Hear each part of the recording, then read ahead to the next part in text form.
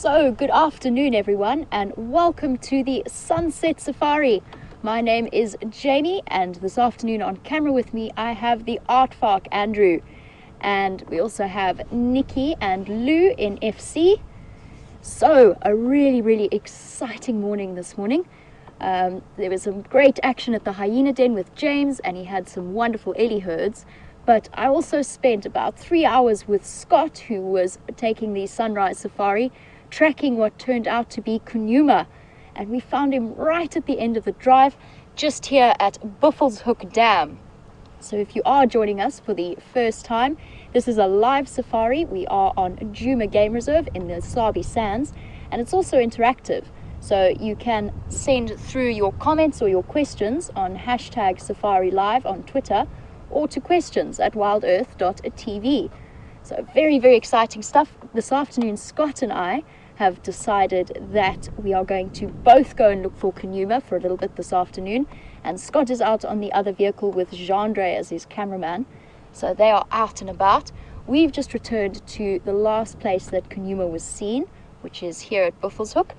It is a very warm afternoon, the hottest since I've been here. It is 31 degrees centigrade, which is 91 Fahrenheit, which I'm really hoping is spelling the end of our winter, although I have been caught out before and there's always the odd, but it is nice and hot. Luckily there's a bit of wind to take away the bite of that heat and to hopefully blow away some of the flies that are hanging about. So there's no sign of Kunuma at the moment. I have done a quick drive through the dam just to see where he was last seen, but we are going to slowly make our way along the road just to see if we can pick up on his tracks.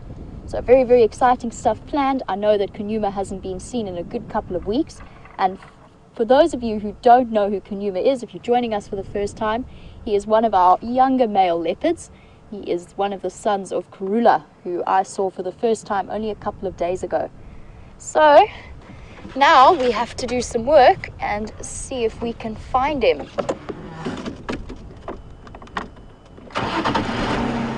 And Scott is approaching from the other side of this drainage line that is moving away from Buffelshoek Dam. I know that he's tracking from that side. I'm going to track from this side.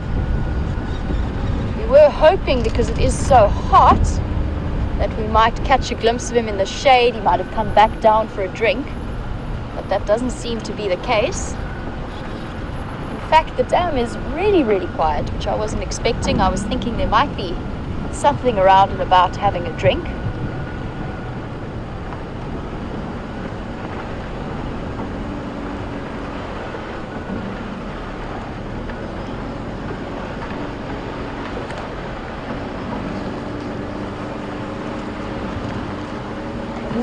Definitely a very sneaky leopard this morning. I think he was actually moving as we were tracking him, and then finally decided to settle down here at the dam. But he didn't really, as leopards often do, he didn't really pick one direction and solidly walk in it. He crisscrossed a lot through the blocks. And Scott did a fantastic job of finally finding him right at the end.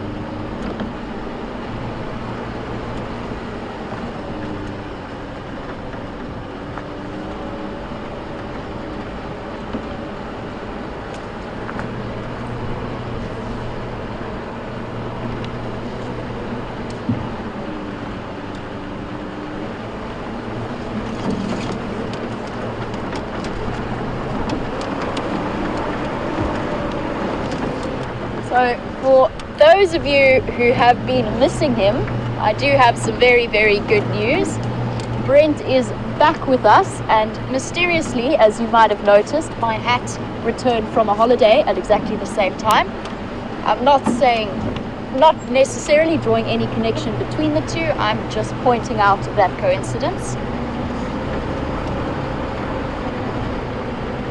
So Nikki has got her hat back and I've got my cap, which potentially isn't as flattering, but definitely stays on far better.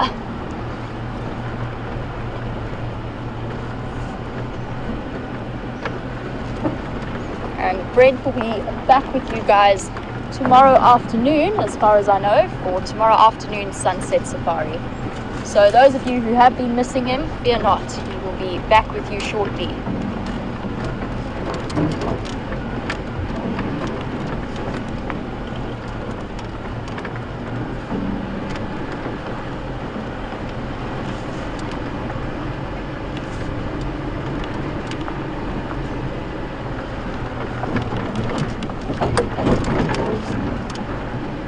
My hopes about the wind keeping the flies away were a little bit unfounded. They are definitely around us at the moment.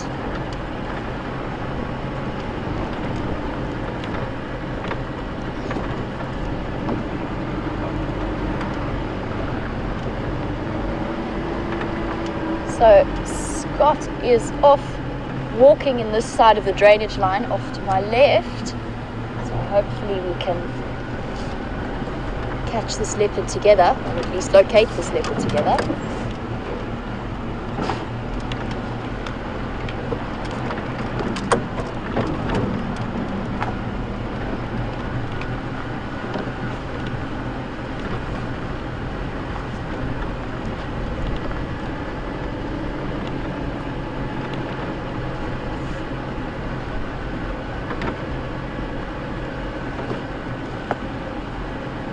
So we had a question from a viewer who was watching yesterday, and James would like to know, he says that a large heron was seen yesterday, and he would like to know what the name of that heron was.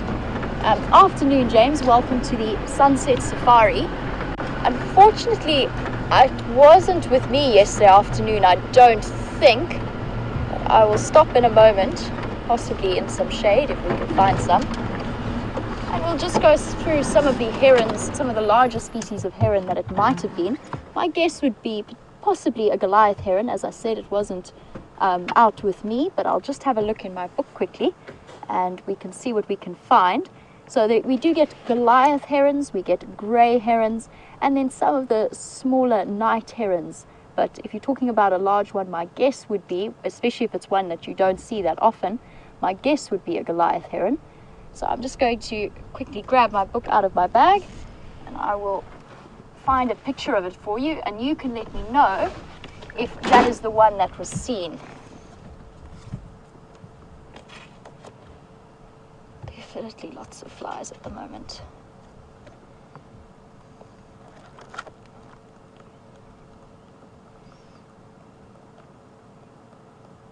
So James, while I'm looking, it would be nice to know who you saw it with, and if it was either James or Scott, because it definitely wasn't myself, and that might help to narrow things down.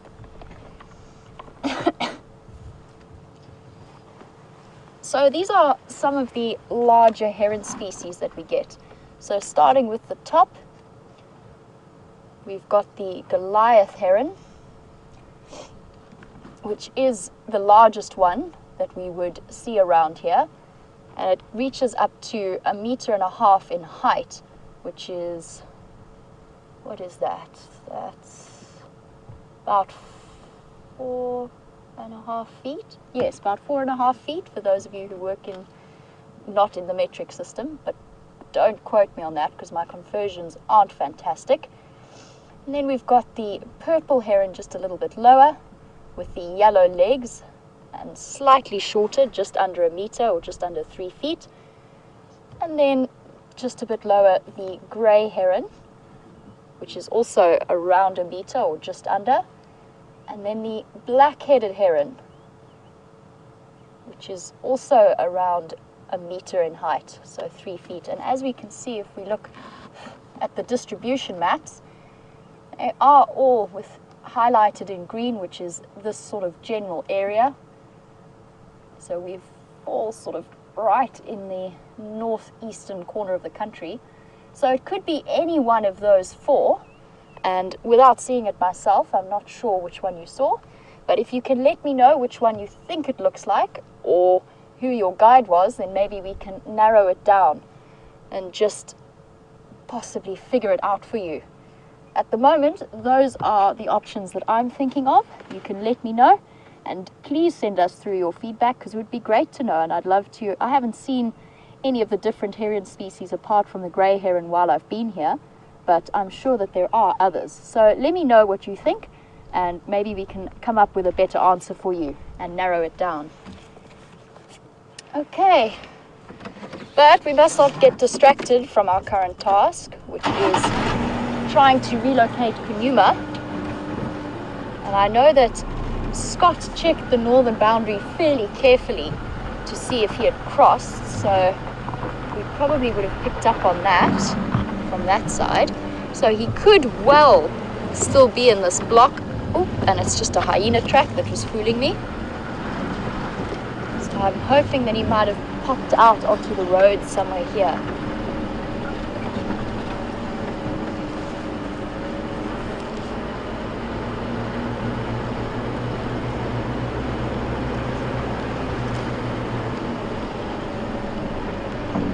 And at the moment I'm checking very carefully around me into the more shaded areas, because as I said before, it is, compared to the last few days that we've had, blisteringly hot, and personally I'm loving it because it's never too hot for me and I don't like the cold.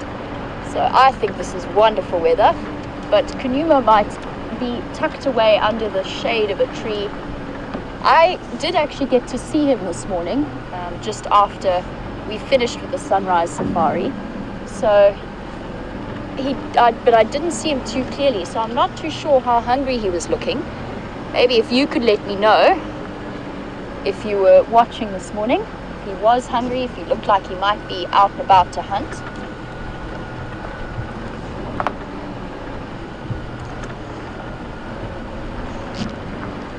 So while I traverse this road at a snail's pace, I'm sure that you are all wondering what Scott has been up to, and I need to concentrate, especially in this light, to see if there are any leopard tracks crossing the road, because I would hate to drive over them. So I'm going to send you back across to Scott for now, and I will catch up with you a little bit later.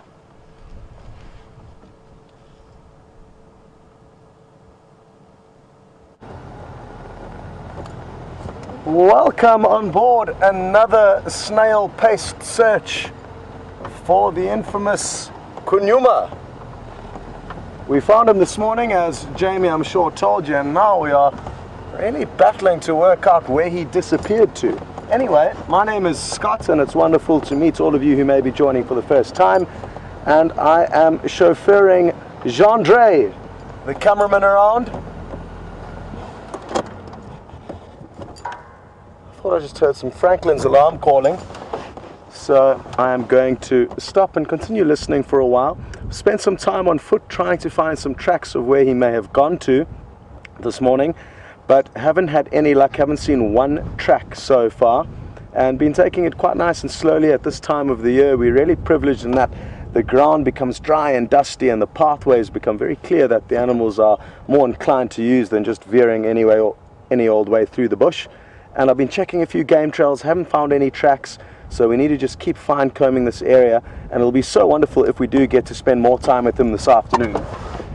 We don't get to see him much anymore, but he was, along with his brother, two of the main leopards that we saw over basically November, December, January, February, March, and then come about April, May, I think they started to move further and further afield, and now we haven't been seeing them as much, sadly, but we have been able to keep rough tabs on them because they have been seen elsewhere in the Sabi Sands, further to the south and to the east of us.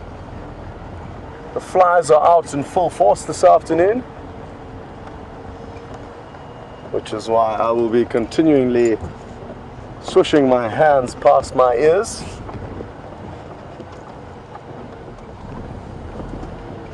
Now, on a hot day like this, I'd be inclined to think that the leopard hasn't moved too far, but you never can tell, especially with young males. They are no different to, I guess, a young male human. They can often break the norms, and their habits are hard to follow. But I'm confident he isn't too far away, even if he did continue to move a fair distance. I think he is still trackable and findable. I'm guessing at the moment he's going to be lying up in a deep shady spot, which will make seeing him difficult, especially because this area where he headed into has a network of small riverbeds, and I wouldn't want to startle him at close quarters in one of these riverbeds, so it's slow going when you're searching for him in this kind of a terrain. And it also quite simply means that he may lie hidden in cover, backing his camouflage, backing his ability to disappear into the shadows, and allow us to walk just meters past him, and as long as I don't see him, he'll continue to lie there. As soon as I see him, he'll either charge me or more likely run away. But they can be very bold and back their camouflage, which means there is a strong chance I've already walked past him this afternoon and he just lay there looking at us. We drove in here earlier and did a short walk about 100 meters south of this, so further down this little riverbed we're approaching. So what I may do now is stop and listen here for a moment, and then do another walk. He may have already made it further up this little riverbed. I'm inclined to want to look under this little cave. Let's have a look under here. It's a nice cool spot. Imagine if he is lying in the shade of this little cave.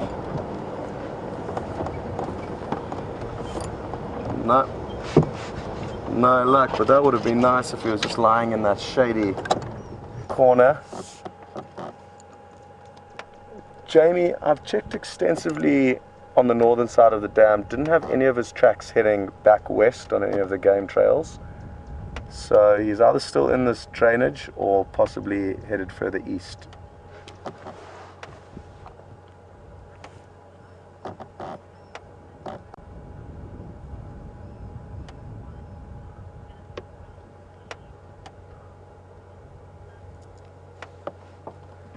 Okay, copy. Did you take the road that runs to Buffalo's Hook cut line or to Cheetah cut line?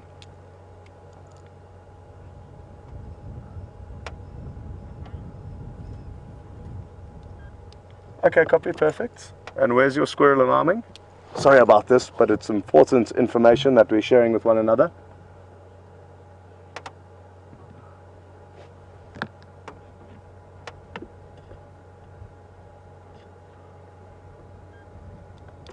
Okay, copy. Good. Well, Jamie's got some squirrels alarm calling. She didn't find any tracks crossing the road that runs to the left of this riverbed that we're kind of dipping into now. And who knows, maybe the squirrel of all animals will lead Jamie to Kunyuma. That would be a very pleasant surprise for all of us so early on in the hunt.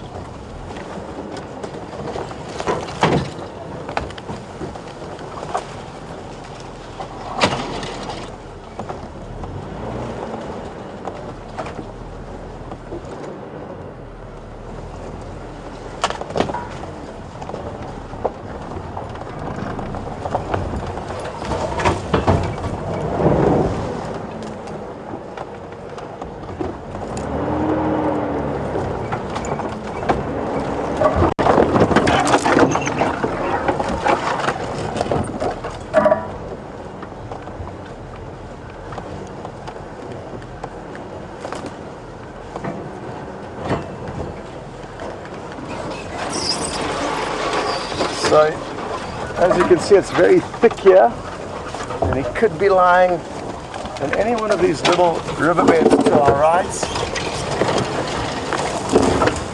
seeking the cool shade. Come on, Kunyuma. Where are you hiding? I can hear some rattling. So Sticker's alarm calling up ahead. It could be for us, or it could be for the leopard. We're not too sure. We'll just stop and listen for a moment.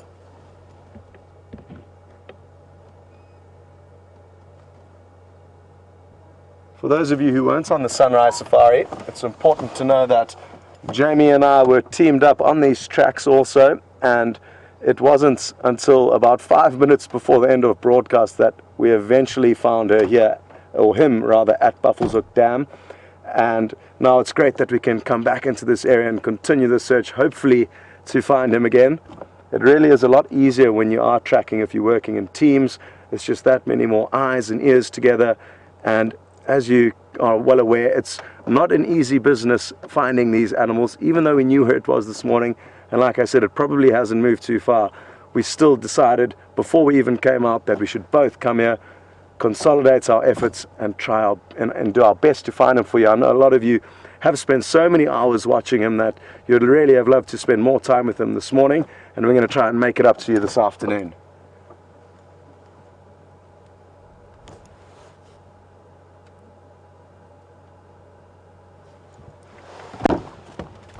But patience can often be a very useful tool when searching for animals.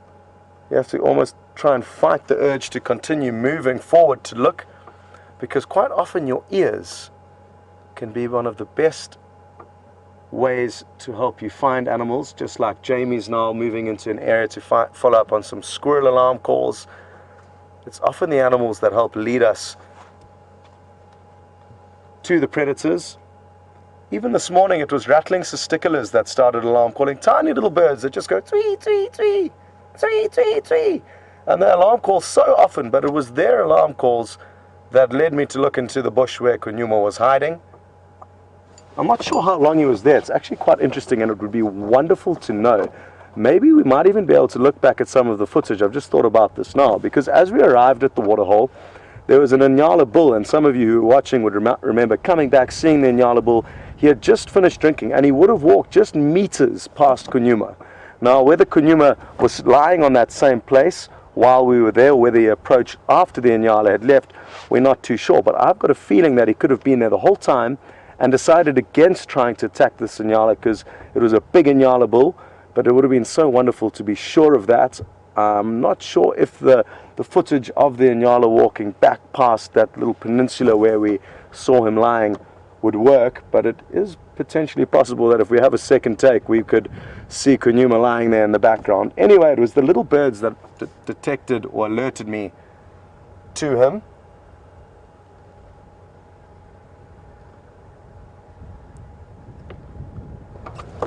So what I would like to do is do another short walk from here, but I'll give it a few more moments of listening and then fine comb another little stretch of these riverbeds. I have already searched a bit further down towards the dam, but I haven't searched this area higher up.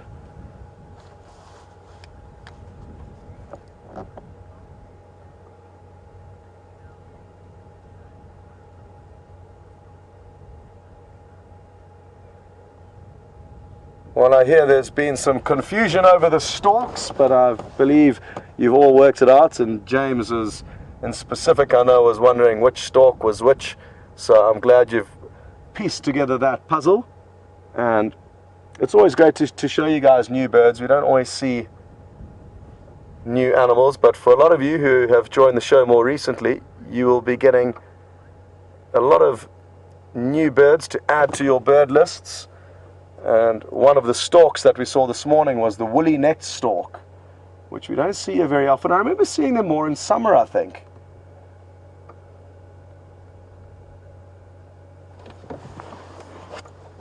So Jamie's also just off the vehicle now, searching on foot. So let's creep forward a little bit in the vehicle.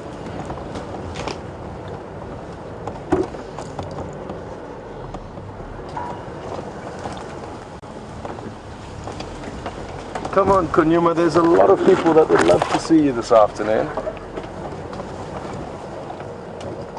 including myself.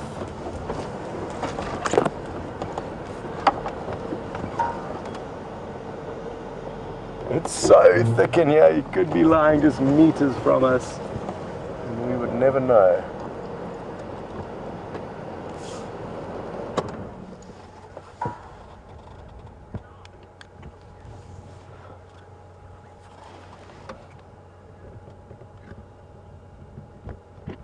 Now, one of Kunyuma's regular traits is to snarl at us and to hiss at us. It doesn't happen on a daily occurrence, but it is certainly one of his habits that differentiates or distinguishes him from his brother, Quarantine. He's a lot more relaxed. And it's quite interesting. Some days, like I say, he'll do it, and others he won't. But this morning he didn't, but he was still a little bit offish towards the vehicle. He wasn't entirely happy with us and kept slinking off, but then he lay out perfectly in the open for us, so we did get some great views of him eventually. But in the beginning it was tricky going, and I was putting Gendre in some awkward angles. Once we park the vehicle on steep slopes, it makes it a nightmare for the cameraman having to try and adjust the camera head.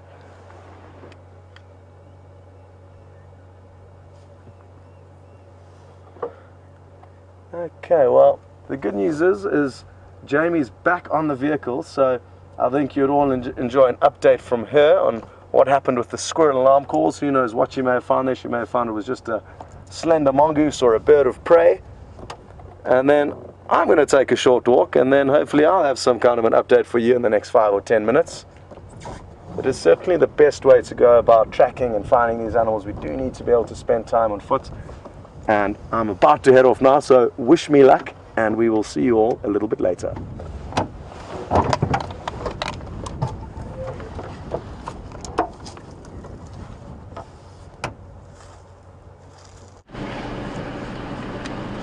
So guys, welcome back, and you heard about my quick walk. That was when I heard some squirrels alarm calling, and it was indeed a very quick walk because the reason for their alarm calls became apparent very, very quickly. It was a very large bird of prey. Unfortunately, I didn't see exactly what it was. It looked to me like an eagle that had something in its talons. It might have been one of the other squirrels, possibly. It looked sort of rodent shaped, and I did see a tail. Unfortunately, when I tried to follow it, it crossed north right across Buffel's Hook cut line and disappeared off that way. Otherwise, I would have called you guys back to show you. But that was the end result of my short walk off the vehicle. I was very much hoping they were shouting at Kanuma. So right now, I'm just checking the boundary to the east of us and just having a look to see very carefully if he's crossed here. Scott and I think we do believe he is still in this area. We haven't seen any tracks coming out, and leopards quite often will utilize the roads for a while. So even if he moved onto a rocky patch, he might have popped out on a sandy clear patch where we could see the tracks.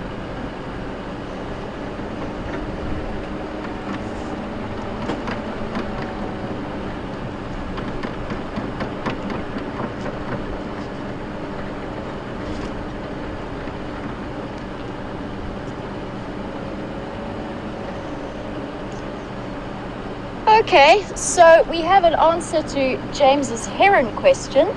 So as it turns out, it wasn't a heron at all. It was a woolly-necked stork with Scott that he had this morning. So just to give you guys a little bit of a demonstration, quite a similar sort of shaped bird to a heron, but the woolly-necked stork looks something like this.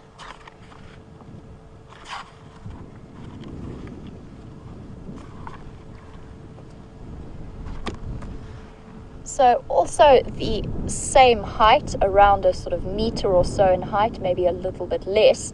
So that's around 3 feet or just under 3 feet, and just a little bit bulkier than the herons. So quite a similar shape. We can see if I switch back to where I had the herons, which was around here.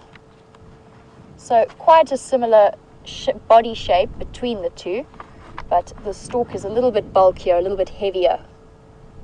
So that is the bird that James was looking for, that he saw with Scott.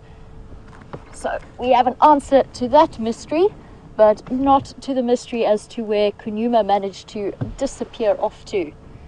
So let us see if we can keep track of that. And I'm sure he's still in this area. We haven't managed to pick up any tracks coming out.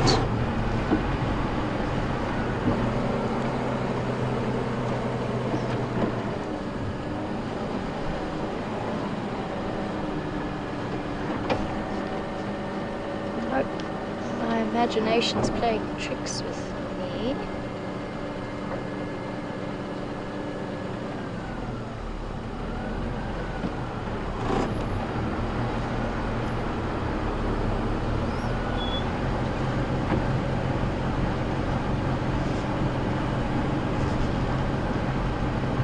So the sun is still quite high at the moment, which makes it a little bit more difficult to track or to see the track straight away, which is why I keep tipping out over the side of the vehicle. And I really don't want to miss his tracks, because if he has crossed into across our eastern boundary, then we definitely can't follow up, and then we know that we must move on from the area. So I do just want to check nice and thoroughly.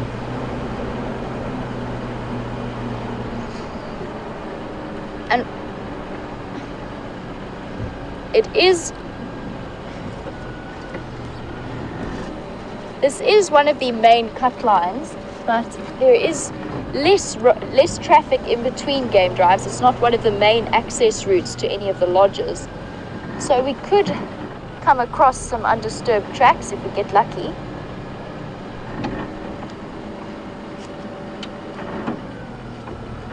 So since I am new and I am still getting a handle on all of the leopards and their various movements, I'd actually like to know from you, how old is Kunuma? I'm very keen to know. I only saw him very briefly, and that was just as he was disappearing into the block.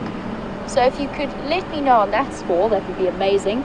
I know that he is Karula's one of Karula's cubs, but I'm not sure. I believe he has a twin. I'm not sure of the twin's name. So if you could send that through to me, that would be amazing. There are some very regular viewers of WildEarth who've been following these leopards for years and years. And just while I'm thinking of it, I have got the most amazing pictures from a lot of the regular viewers. And I'd like to say a big thank you for that. So the people have been helping me to start to get to know the various animals on this reserve. And I really appreciate it, and it's actually great to have your expertise in this field, especially because some of you have been monitoring it for so long. So really grateful, guys, and a big thank you. And feel free to send some more screenshots, etc. through, and you can tell me a little bit about Kunuma, and you can do that on hashtag Safari Live on Twitter, or you can email through to questions@wildearth.tv. And I do get to see those emails, so a big thank you, guys. It has been awesome, and it's amazing that we have such dedicated viewers.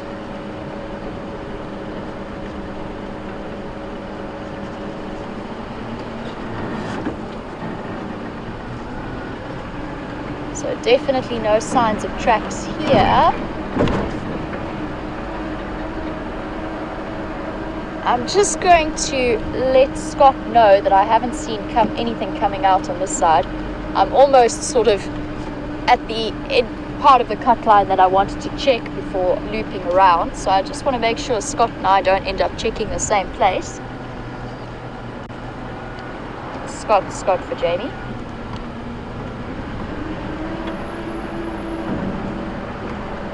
He might be out and about still on his walk.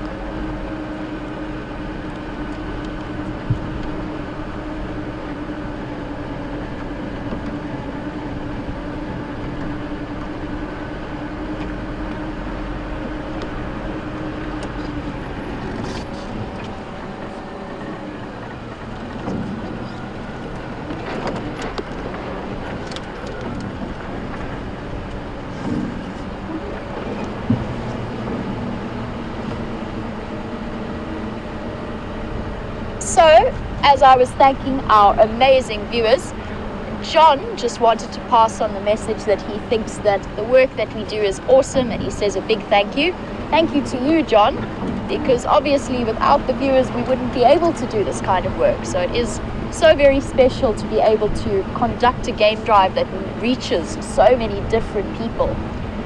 And Keegan from Cape Town, great to have another South African on board with us. And Keegan would like to know if we ever see any of the rare antelope species such as sable on Djuma. And I'm actually not sure about the answer to that question. I'm sure that there are some around, around this reserve, so I don't know if any of the WildEarth viewers have ever seen one, or if they know if any of the presenters have seen one on Djuma. So maybe if you could let me know if you've ever seen them, because that would be awesome. I know that some of the guys have mentioned seeing them on Manyeleti, which is where some of us are actually staying at the moment. So yeah, interesting, very interesting question. I've yet to see one, but they are out here. So I will be keeping my eyes peeled for them.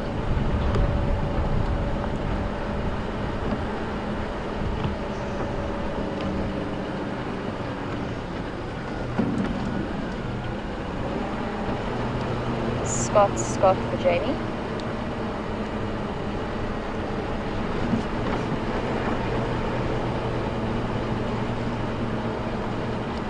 Yeah, Scott, if you copy, just to let you know, I've checked Cheetah Cutline. I'm now just by Gwari Pan, no tracks yet.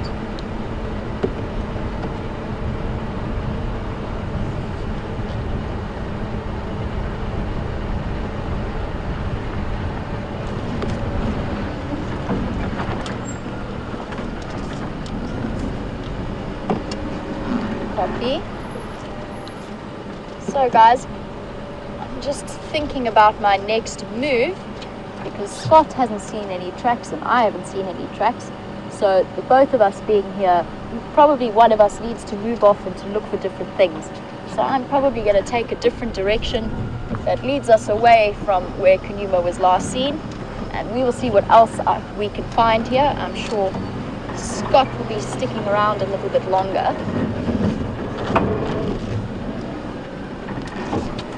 Before I do,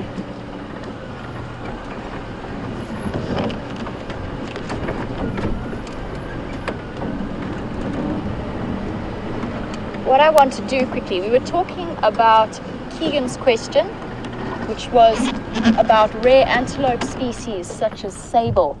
Now, some of you might not know what a sable is, and it is a truly spectacular antelope, one of my personal favorites. And the name sable comes from that incredibly dark color. It's quite a big antelope, one of the sort of horse-shaped antelopes, so the very big ones. And it's got the most amazing upwardly curved horns, and a very strong, very powerful animal, one that can be very, very defensive over its young and its females, and can actually be quite aggressive.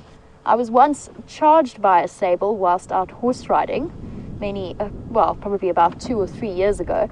So they can be quite intense animals, but really, really beautiful to look at. So I'm just going to grab a picture quickly. We seem to be doing book day today. Yesterday afternoon was show and tell day. Today is book day, picture day. And I'm just going to look for where they are. No, fly, don't sit on my nose or my eyelid.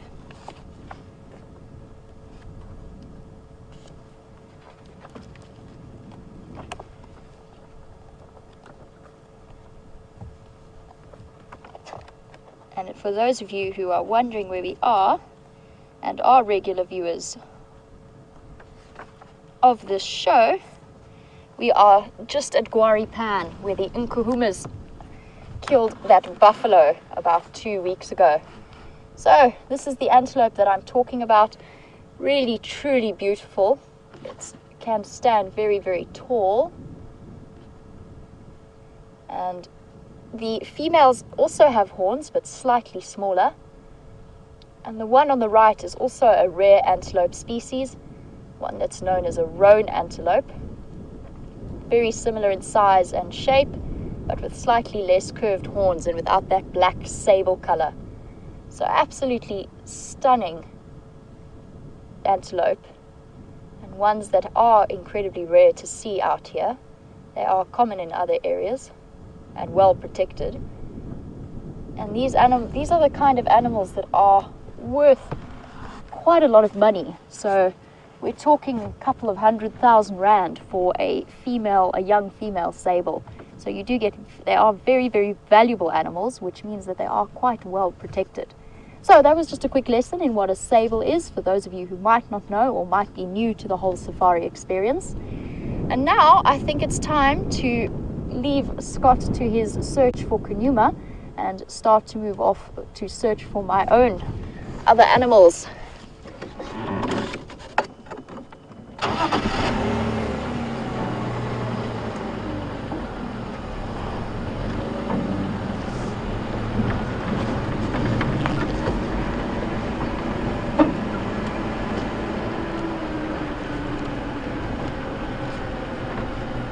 And in terms of line updates, as I drive past Guari Pan, as to the best of my knowledge, the Umpuhumas are off to the east of us, the Styx Pride are off to the south of us, and the Matimba males are still with the Styx Pride. As many of the regular viewers know, one of the males, Hairy Belly, was last seen mating with one of those females.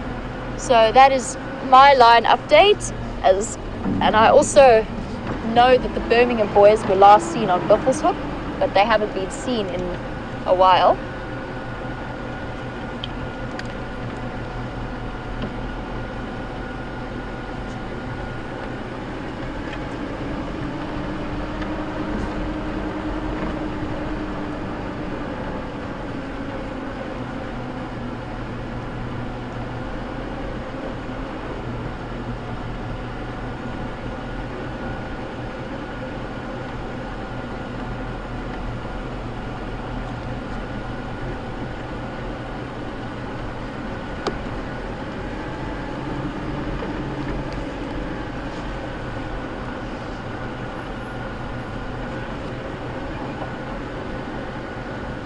So, as always, the long-term viewers have come through to me in a big way, and they've sent me through a little bit of information about Kanyuma.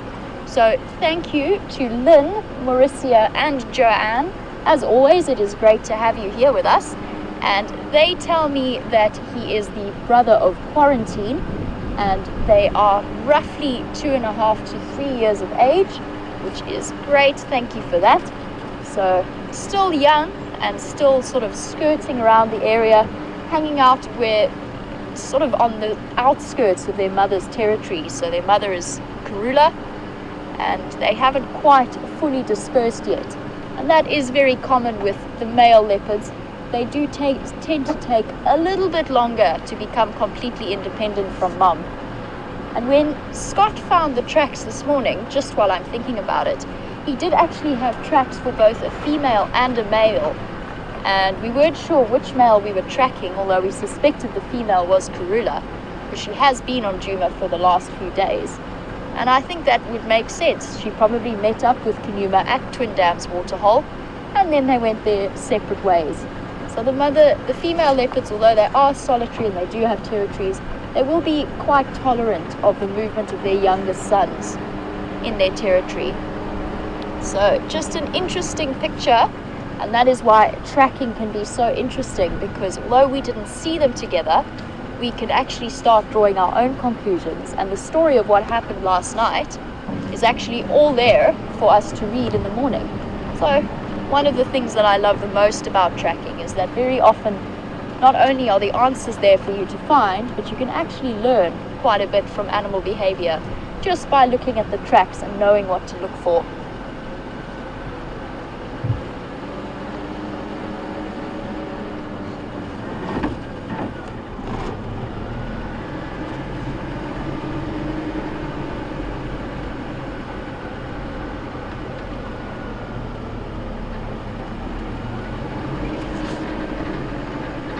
So guys, I am currently heading south, but along this, just in from the eastern border of Djuma, and I want to see if there's any evidence of the lion prides coming back into Djuma or back around Djuma. I'm still listening to the Game Drive channel intently, and possibly even to see, because I am heading to where Karula's last tracks were, just to at least see which direction she will have gone in. So while I do that and I set off on my search, I would also like to get into the drainage lines, just because on a personal level they are nice and cool and shady, and they're also a very good place to look for things like leopard. I'm going to send you back across to Scott now for an update, and I will be back with you when I am back in the shade again.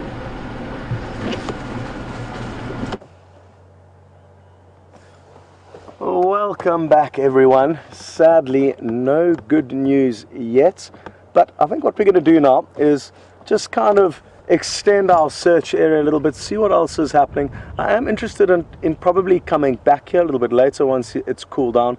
I've got a feeling he's been watching us from the comfort of a shady spot and enjoying us scratching our heads and wondering where he is. He could even be looking at us right now.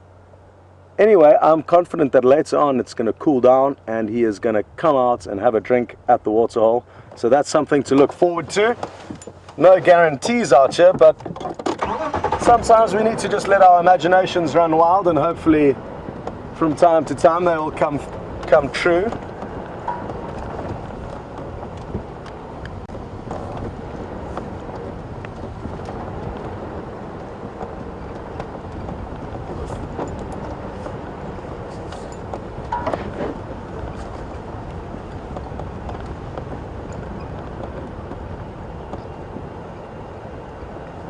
Earlier on you were chatting with Jamie about the sable antelope. What a beautiful antelope it is.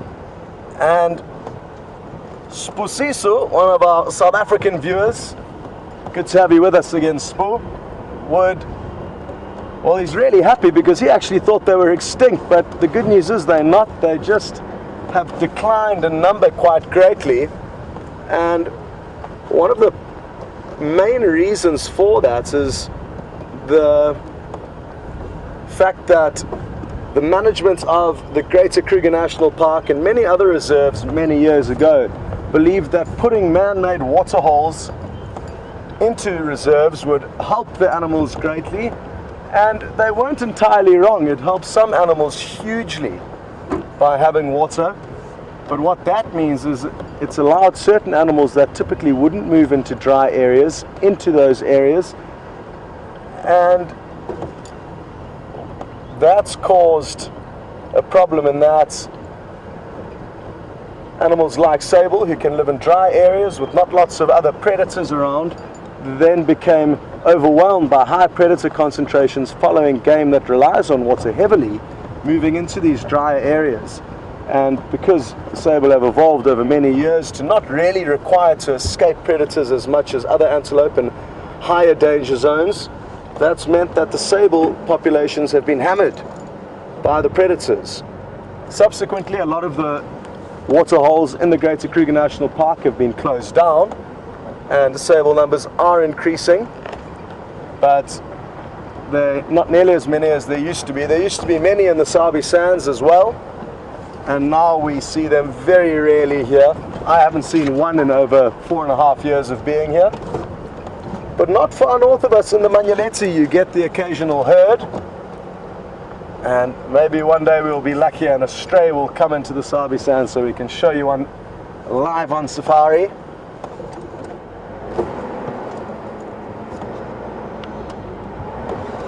It's cooling down a little bit, but it's still quite warm out here. There's a cool breeze which is helping keep us cool. I know Jamie loves the hot weather. I'm more inclined for the colder temperatures, unless of course I'm on a beach on holiday, sipping cold drinks and wearing clothing suited for the temperature, which is usually not much, I guess, when you're on the beach.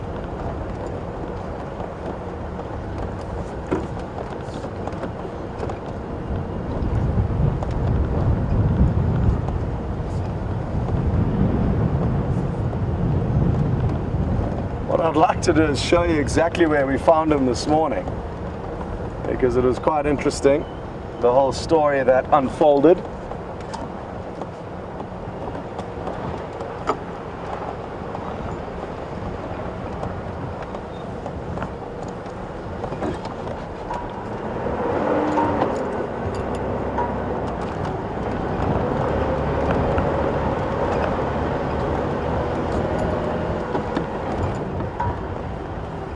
The great thing about us working this area is because it is a hot day, we may be lucky enough to see some animals coming down to drink.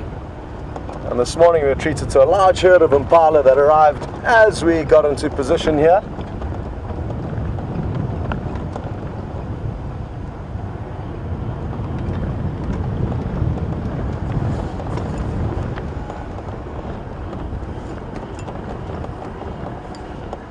So we drove down here this morning, saw an Inyala drinking, so we actually took this path. I would usually have taken the right fork, but I took this one, so I'm going to take you through the exact movements of what we did. It's a bit of a steeper decline here, so that's why I usually take the other route. And then we actually did a figure of 8 here to turn around to get a good view of the Inyala. Oh, look at this. Not what we're looking for, but some other Inyala. And I'll continue our exact movements after we've enjoyed a look at them. Such pretty antelope, the Inyala. The Bambis of the African wilderness.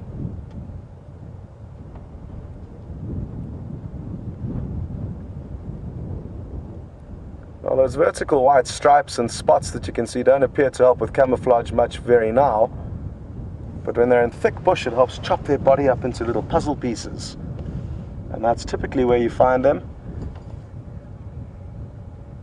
Chewing on leaves. They're mainly browsers, but in the drier times of the year like now they will be inclined to snack on the odd little bit of grass. And that's our first mammal for this afternoon. So finally we've broken the ice. And I've just got Jamie trying to get a hold of me, so let me have a quick chat with her. Hey, Jamie, go ahead. So then I turned around, more effectively than this, but we turned around to get a view of the Inyala who was drinking just up ahead of us here. And we stopped just about here. And the leopard was eventually found once the Inyala walked past in this little open clearing back into the bush. The leopard was lying up on this little mound of earth. So it was possibly there the whole time. And wouldn't it be nice to know if it approached after we actually got here, or while we were sitting here waiting for the Inyala and enjoying the sighting of the Inyala. And then I literally, from here, I got onto the radio and I said, okay, Jamie, I'm moving out of the area. I give up. We had been tracking him the whole morning. I started the car. It was first time round when it happened. And we drove about 10 meters and then I noticed him lying right there. And it got up and slunk off eventually up into this little riverbed, where I'm guessing he's still hiding now. Sneaky little Kunyuma, making us work for our money today. But it certainly is worth investing time in trying to find these animals, especially Kunyuma, because who knows when next we'll get the opportunity to see him.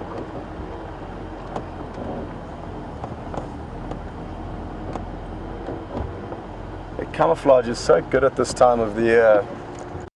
They really blend in incredibly well. And that's why I'm confident that he could still be here. We haven't seen any tracks, neither Jamie nor myself, indicating where he may have gone. He's probably also aware that it's a good spot to lie and wait and ambush. He knows there'll be a heavy traffic of animals moving through this area to come and drink.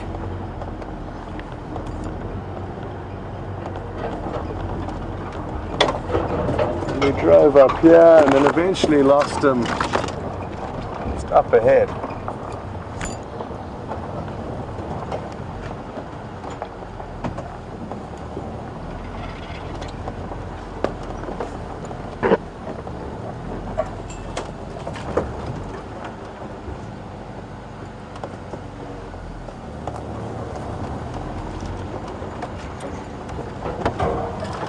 We've been mentioning quite a lot about the weather this afternoon, and that it's quite hot, and Pamela would like to know exactly how hot it is, and it's 33 degrees Celsius on this pleasant winter's afternoon.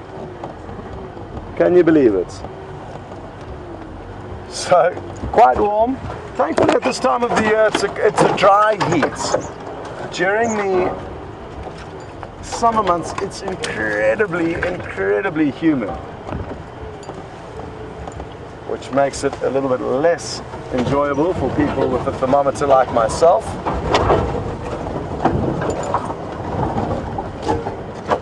As I run a little bit hotter than those people around me.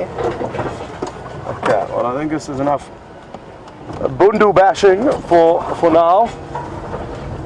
And we're gonna take another road out into a slightly new area and come back here a little bit later once it's cooled down. He looked quite hungry this morning, so that makes me think that maybe his hunger has caused him to move further than we would have expected him to on this hot winter's day. We're not giving up yet, everyone, but we are moving out of this area for now. And we've had a very, very kind comment through from Josephina in the Netherlands, who is offering to send across some rain, which would be wonderful if you could do that. We would love an unexpected downpour, so get your rain dance going and let us know when to expect the rain. It will affect the broadcast, so if you could warn us, we could kind of plan ahead and make sure we've got some wet weather activities lined up. Because as much as we would love the rain, when it gets here, it's going to mean we're not going to be able to broadcast. So that's a problem that we do need to overcome for the summer months. We weren't very well equipped last summer, but there are plans in place to get some proper structures built so that we can film in the rain, which will be wonderful. It'll be a little bit tricky. We may have less maneuverability, less visibility, but there at least will be visibility if we batten down most sides of the car. And I think it'll be quite nice to sit in the rain and enjoy it. Film the animals soaking wet, if we can find any of them. They've got this uncanny ability to disappear into, I don't know, underground basements. But when the weather's bad, I don't know where they go, but they certainly find somewhere to go and seek shelter because they aren't as easy to see.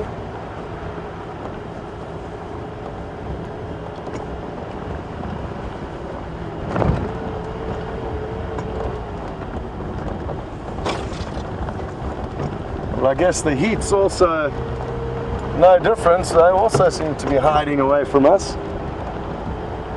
But one of the gambles or risks, I guess, we took in our plan for this afternoon is that because we have concentrated in the same area, it means our chances of finding different animals which may be moving in different areas has become less. So it was a small gamble, but now Jamie's moved out of that area. Like I said, I'm going to slowly start expanding my search now. Does the animals have to be somewhere?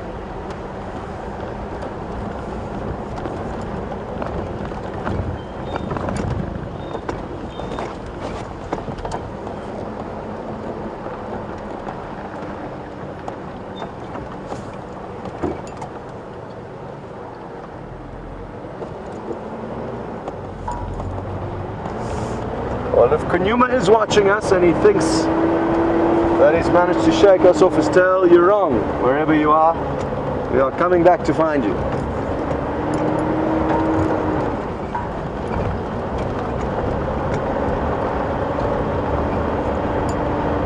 But in the meantime, we're going to go and look for some other characters and see who else is out and about here on Juma.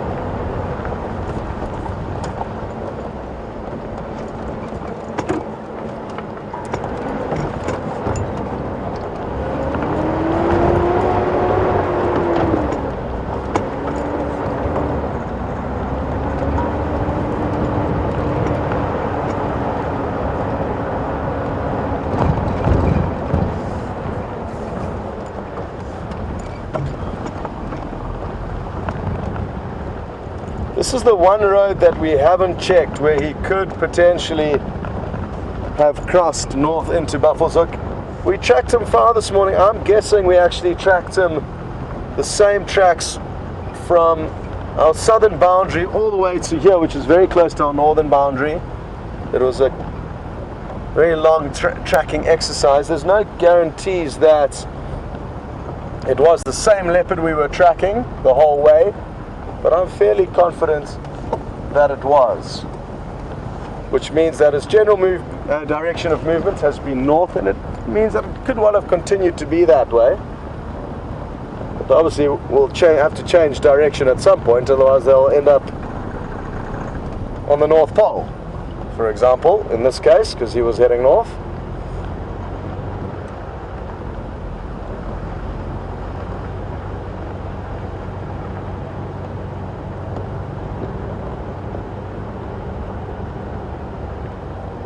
And while we expand our search for not just Kunyumana, but anyone in this general area, we're going to send you on another adventure with Jamie and see where she's working. She would have covered some distance by now, so I'm sure you'll have a pleasant change of scenery.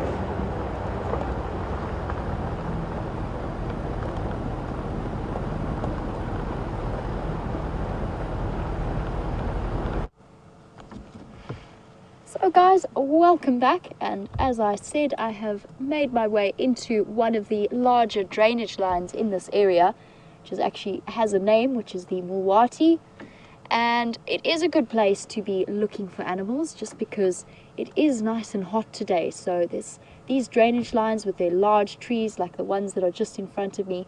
These are the kind of places that they're going to come and seek shade in.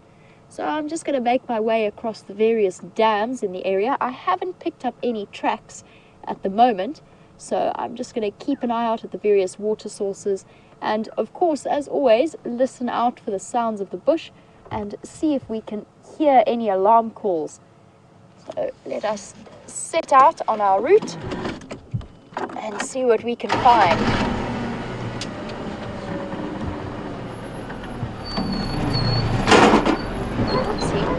Avalanche. And these drainage lines are so nice because even now at the driest time of year, when things are really dry and brown looking, the drainage lines tend to have the nice big evergreen trees and retain some of that summer green color that just looks so stunning.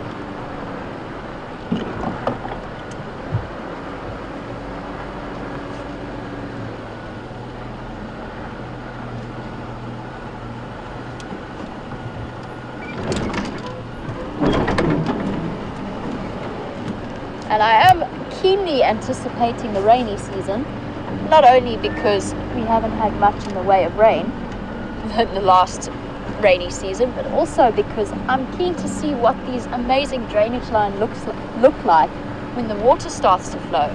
And I imagine it only happens when you get some really heavy rain, but it would be awesome to see. So I'm very excited to be here as the seasons start to change and we get the new bird species in, the cuckoos, the kingfishers, all starting to come back very, very soon. And the grass, it's amazing how fast the grass changes color after a big rainfall, or after the first big rainfall. It's like the bush actually transforms overnight. So I'm really excited for that. And I'm also really, really looking forward to the smell of the first rain after this long, dry winter.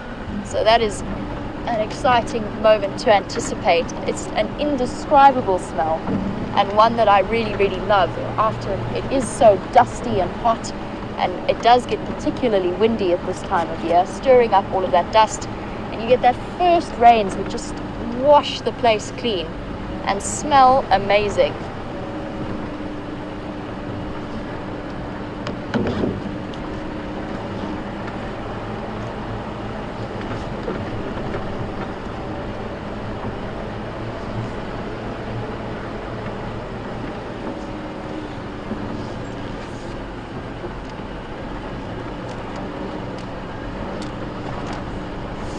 So we're getting very close to the area that Scott had those female leopard tracks as well as the male leopard tracks this morning. So we are going to be keeping a lookout for Karula, who I think might still be in this area. The last time I saw her, she managed to eat an entire steenbok whole in the space of the sunrise safari, which was absolutely phenomenal to watch. And I'm hoping she is still around. But what I've noticed about Karula is that she can be incredibly difficult to track. She often zigs and zags through the blocks. And that's true of all leopards, but somehow Karula is extra talented at it.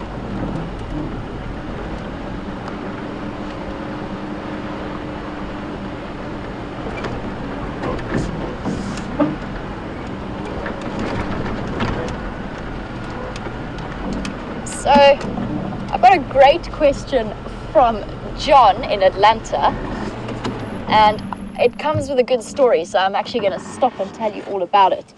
So John in Atlanta would like to know if I've ever seen a pangolin, and I have, which is really, really fortunate. First of all, I've actually seen 3 in my life, but the first one I ever saw was one that I found when I was out tracking leopard. And I was walking through a block trying to see if she was still in the same place that she was before, because in that particular area you had to double check that you had a sighting before you went off-road. So I was walking and I heard some rustling and immediately assumed it was some birds, and then sort of double checked and thought, no, I've got to go back and see what that is. It just sounds a little bit odd. And there I was very surprised to see a pangolin wandering through. And it was such an amusing moment for me, because one of the guys I was out on drive with, we were actually having a competition to see who could see the coolest thing. And this was probably within the first 10 minutes of my drive. So I got really, really excited, called it in to all of the guys that I worked with, and ran back to the car to get a camera. I didn't have my rifle with me and I was quite far away from the vehicle, so I didn't want to get all of the guests out to see it until the rifle arrived. So I just ran back to get a camera and then ran back to where the pangolin was. And I looked away for about 2 seconds and this thing had just vanished, completely gone.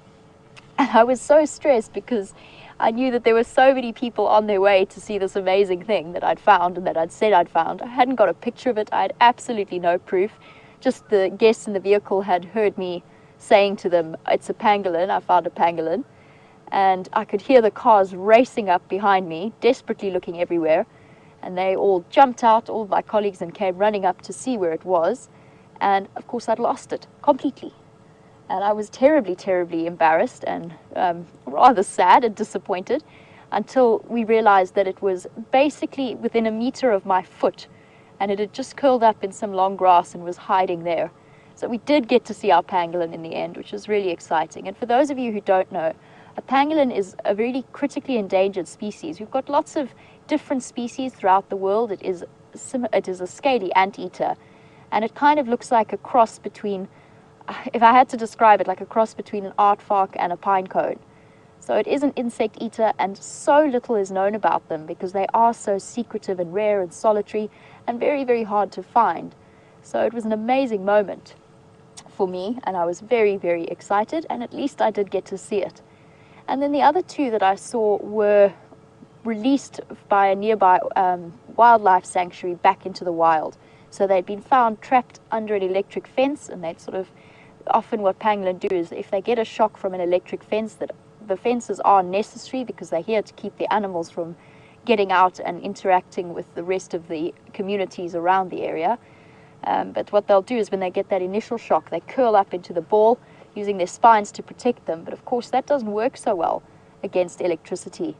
So these 2 were lucky enough to have been rescued and rehabilitated, brought back to health and fed up, and then released back onto our reserve. So I've seen 3 pangolin in my life, and for some bizarre reason, I have yet to see an aardvark. So I'm not sure about it. It's some kind of curse, but I have yet to see one, and I eagerly anticipate the day that I do.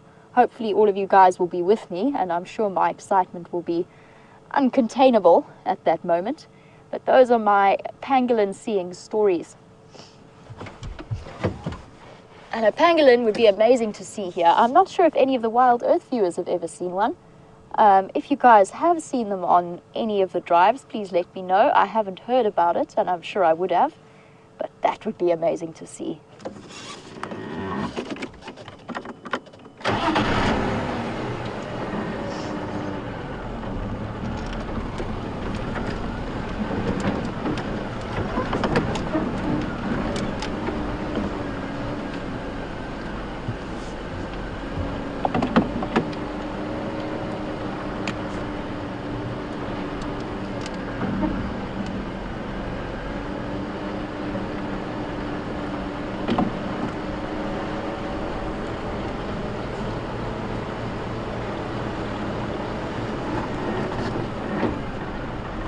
One of the other amazing things that I saw with a pangolin, and I wasn't actually at the sighting, but a friend of mine was, who was guiding out of a reserve very close to here, and he actually saw a male lion. He was following the male behind at night in the evening, and he saw this male lion actually suddenly dive into the bushes and come out with a full-grown pangolin in its mouth, but it couldn't quite work out what to do with this thing and sort of batted it around a bit just out of pure curiosity, which is really cool when you see it. It wasn't so much a hunting instinct as this lion just trying to decide what on earth to do with this strange thing, and obviously never seen one before in its life. So it picked it up and batted it around a bit, and then decided that that particular plaything wasn't too much fun to play with, and their scales are very, very sharp. So it decided, no, not worth it, left it rolled up in a ball. And I think one very relieved pangolin who had a story to tell its friends. But the lion, it's amazing to see and to know that lions do play and explore. They don't just hunt. So guys, I have heard a report that the hyena den is quite active at the moment. And since I'm not too far away, I'm going to head in that direction and just see what's happening over that side, because spotted hyena always have something fun to offer when they're out and about.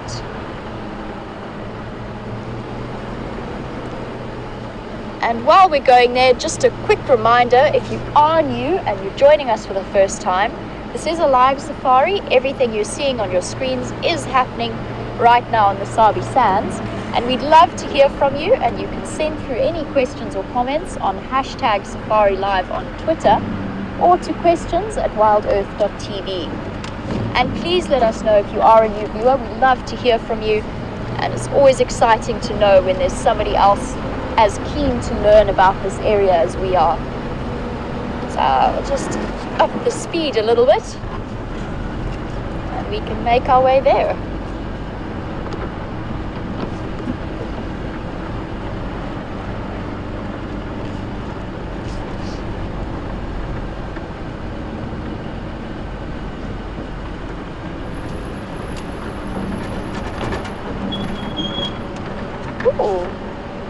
Jigger's got a little bit of a squeaky brake, probably just some dust in the brake pads.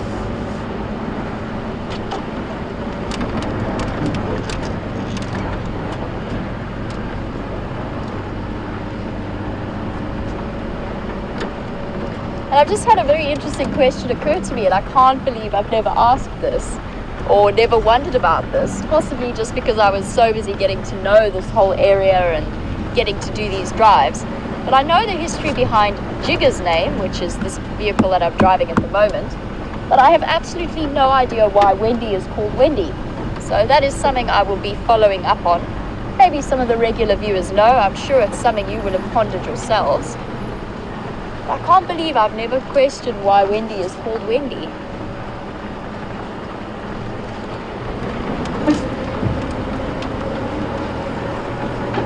So guys, while I make my way to the hyena den, I am going to send you back for a cameo link to Scott, who has some birds to show you. And I will be back with you soon. Bye guys.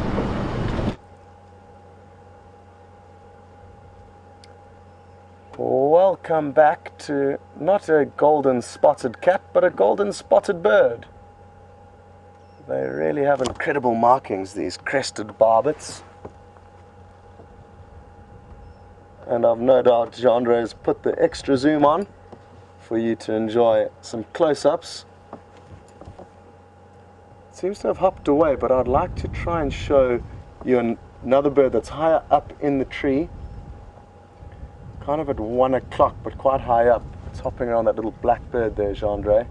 It's going to be tricky, but we're going to go for it because it could well be a new bird for a lot of you.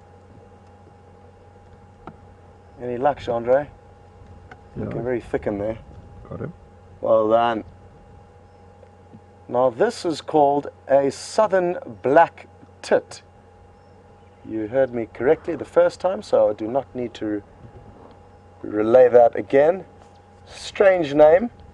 Very distinctive white wings on that black body.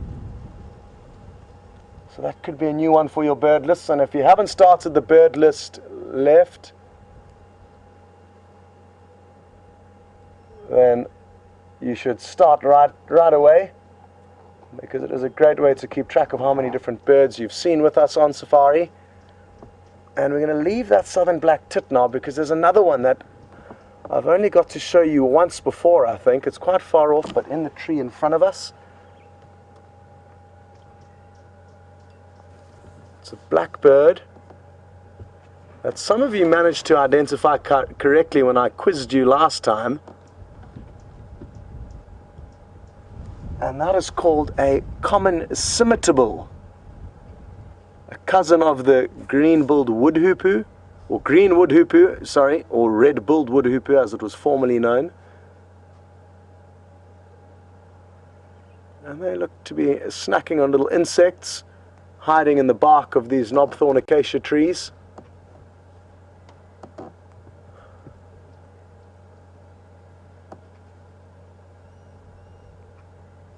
Wonderful.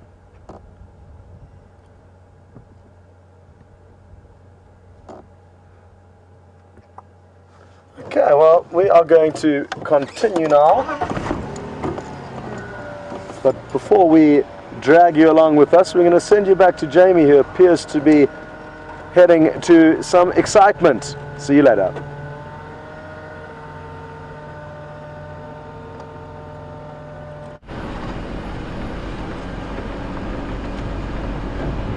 So guys, welcome back, and we are still on the road to the hyena den just to see what's happening there.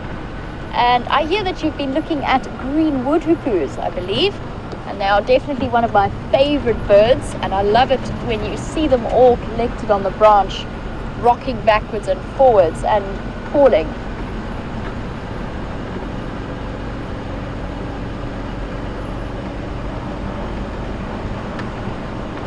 Okay, so let us head towards the den and see what's going on.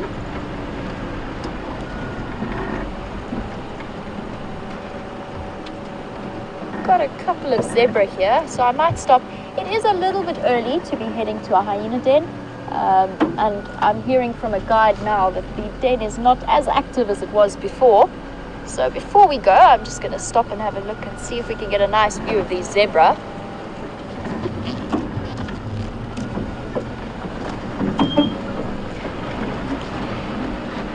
No problem, not a problem at all. Sorry guys, just chatting to Scott.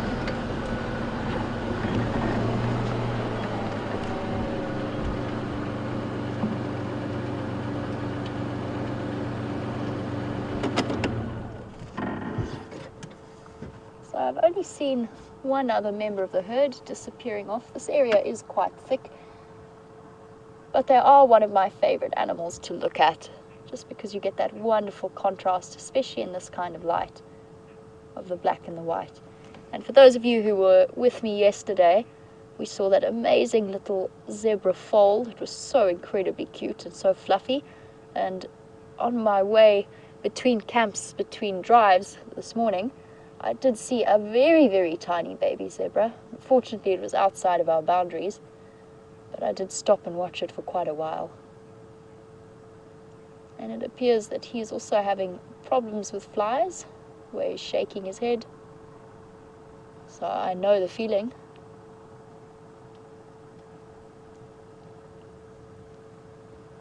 This is the stallion, or at least a stallion. I'm not sure if he's with a bachelor herd or if he has his own herd that is feeding a bit further into the block.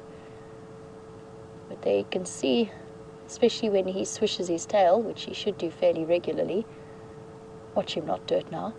But you can see that very, very thin stripe between the cheeks of the bottom. And that's what tells you. It can be quite difficult with zebra to tell the difference between male and female.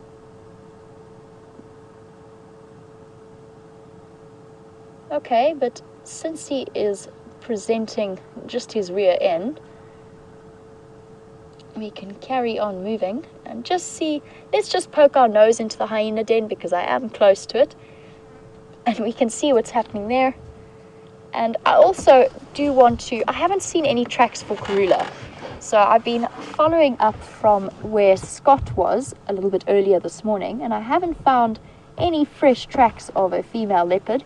And I don't want to spend too much time wandering through drainage lines, but I do want to head to that open area that Shadow and Sindile were favoring quite a bit over the last 2 weeks. And for those of you who were with me yesterday afternoon, we had that wonderful sighting of those two playing about in that nice open area. So I want to check there first, and then we can head to the hyena den, just because I wanted to get a little bit cooler in time for the mothers to start coming back. And I was hearing reports a little bit earlier, in fact from Andrew, that the sub-adult cubs were called by the mother and actually moved away from the den. So it'll be very curious to see if they are still there or what they were doing.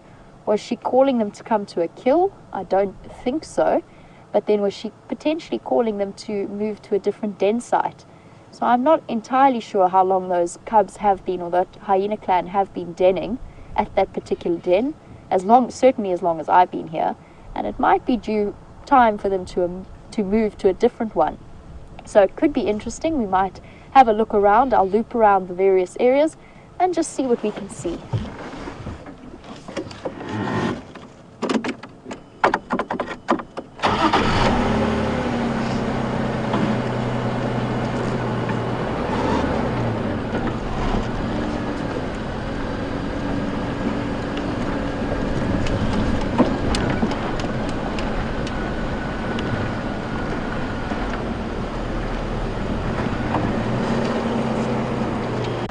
So guys, while I find myself and decide which way I want to go to follow up on Shadow and Sindile, I'm going to send you back across to Scott, who is still with some birds, but definitely slightly bigger this time.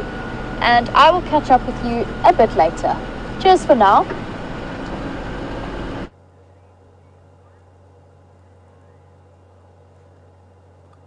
Well, for the ornithologists out there, you must be loving this view. Jean-Ray has just mentioned that it's by far the best view he's ever had of these Bateleur eagles. Perfect golden afternoon sunlight. And that's a happy couple we're looking at, who will mate for life.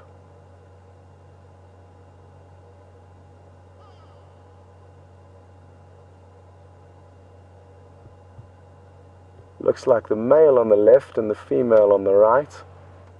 Sadly, because she is facing towards us, we can't see very clearly. But if she was standing broadside to us like he is, we'd be able to see a marked notice in the different color of her wings. She would have a white bar below where his creamy shoulder patch is. Those trailing feathers which are a whiter color. Taking some time to do some grooming. It's not easy being this pretty out here. It requires a lot of time spent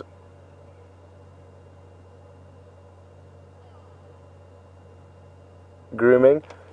They can be great indicators for potential kills. And the one appears to be looking straight below it. So am I, hoping to find a leopard who's stashed its kill at the base of this weeping boerbean tree, but no immediate sign of any carcass here.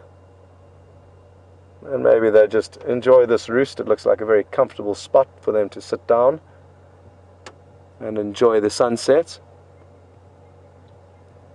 But they will predominantly feed on carrion, even though they can hunt for themselves.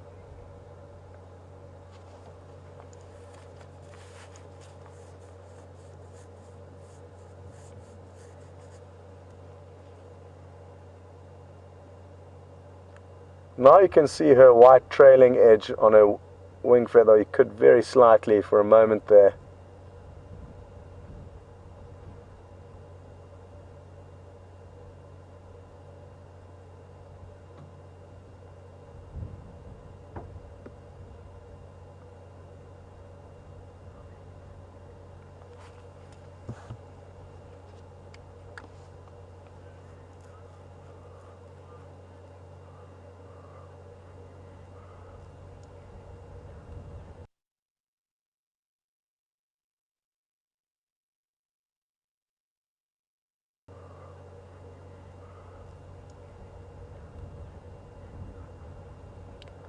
And while we enjoy the view of these stunning birds, we can just clear up something for Lynn, who wasn't sure of exactly what bird the last one was that we saw. And Lynn, you obviously want to add it to your list. It was the common scimitar. I'm not sure where my bird book has gone. Oh, there it is. And I will get a picture of it out in my book ready for you to show you a closer up view, Lynn, so that you know exactly what it is for next time.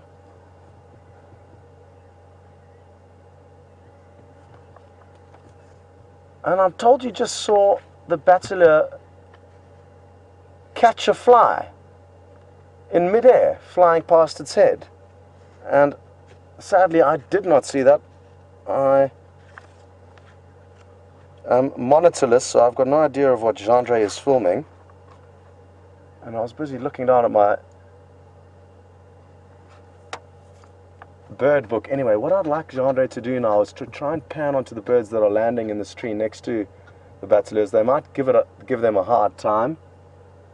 And they're very similar birds to the common scimitar.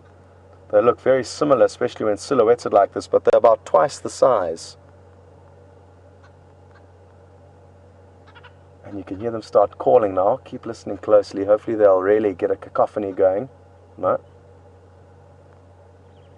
But you did get to see them. Those are the green woodhoopers that I spoke of earlier. The cousin, you could say, of the scimitar. So we've seen both very similar looking birds now, and they're both on the same page in the book, so I'll show you them shortly once we've finished enjoying this sighting. Maybe we'll get to see the Bateleur catch a fly. There's me just saying they're not hunters, they usually eat carrion, and then it plucked a fly out of the middle of the sky around it. That requires some serious hunting skills.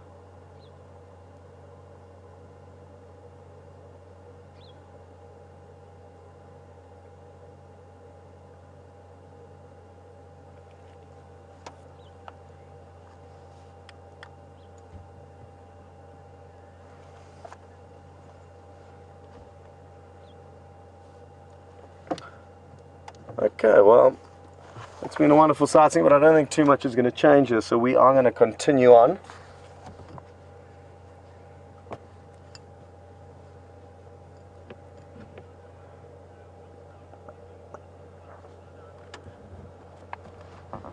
So, I've mentioned that they mainly eat carrion, and Donna would like to know what exactly would they eat, what else would they substitute their diet with.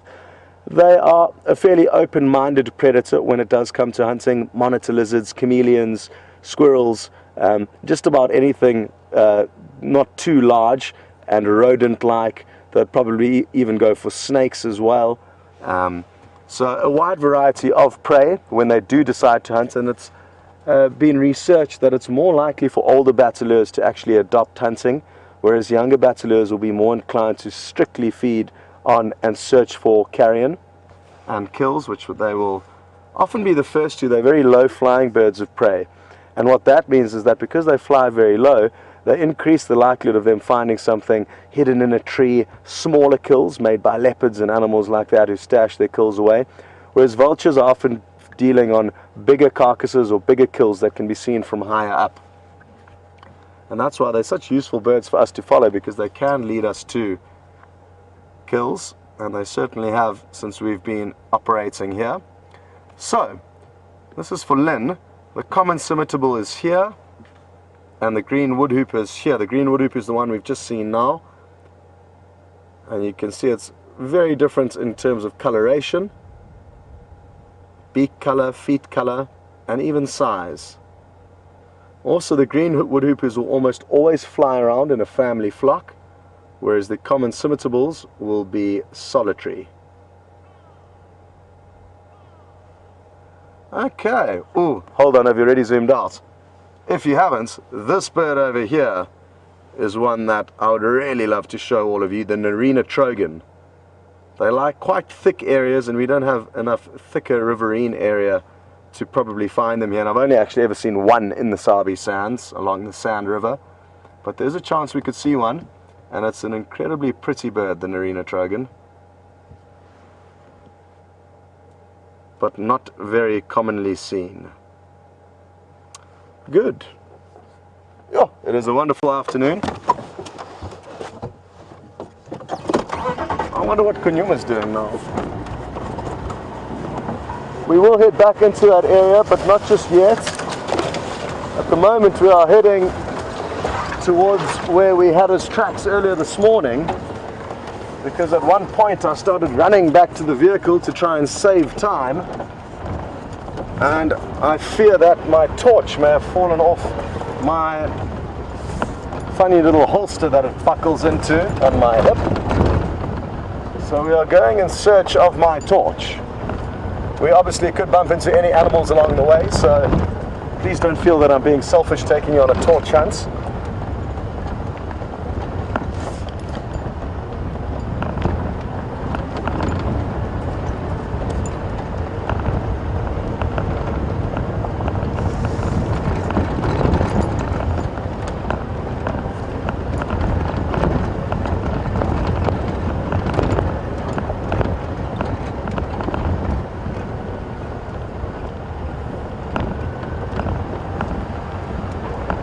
Brenda in Pennsylvania has obviously been watching the show since the summer months and is wondering why we don't see the chameleons as often as we do in the summer. And you're right, it's simply that they are hibernating, they are seeking shelter, and they've become dormant. There's not many insects around, and it is very cold for cold-blooded animals. Having said that though, about a month ago Brian and myself saw one feeding on a chameleon, or sorry, a hornbill eating a chameleon, which was bittersweet. I love hornbills, but I love chameleons as well. But they are still around, but you don't see them nearly as much as in the summer. They'll be seeking refuge in thickets and I guess in cavities in trees, but hiding out for the time being. But not to worry, in a few months' time there will be a multitude of them again, and we may even be able to find you, I'm fairly certain we will be able to find you, some of the tiny little new hatchlings.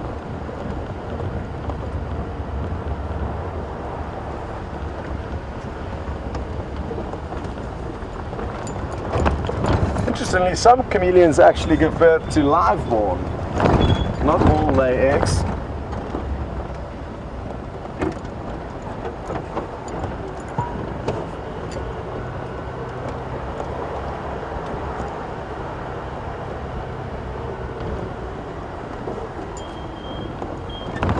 Well, Sarah, it's good to have you with us. For those of you who don't know Sarah, she's one of our younger viewers, just 17 years old, and she would like to know if the Bateleur eagle is not the same as the black eagle. And no, Sarah, they're not the same. They are very black in color, but the Bateleur's got that red beak and red talons, and it's also got a bit of brown on its wings and white underneath its wings, whereas the black eagles only have a small white V on their back. Kunyuma walked here this morning, through here, just by the way, while we were tracking him. Actually right here on the right hand footpath you might be able to see a few footprints. So this is where he walked this morning.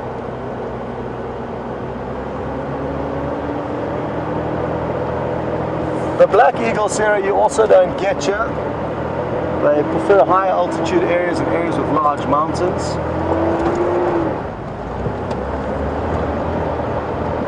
I love this riverbed cruise.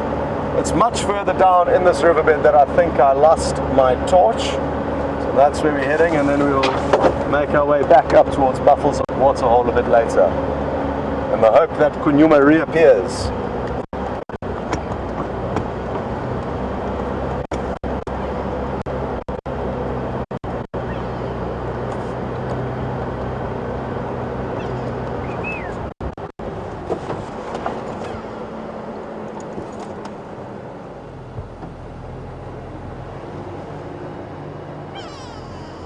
Some go away birds alarm calling possibly at us. I wonder what else it could be? There's an Inyala very close by to them, which is why we're reversing. Maybe they can see a snake in the grass, who knows? Slender mongoose, snake, something's getting their attention. Or maybe they're just competing with one another for food on that spike thorn tree.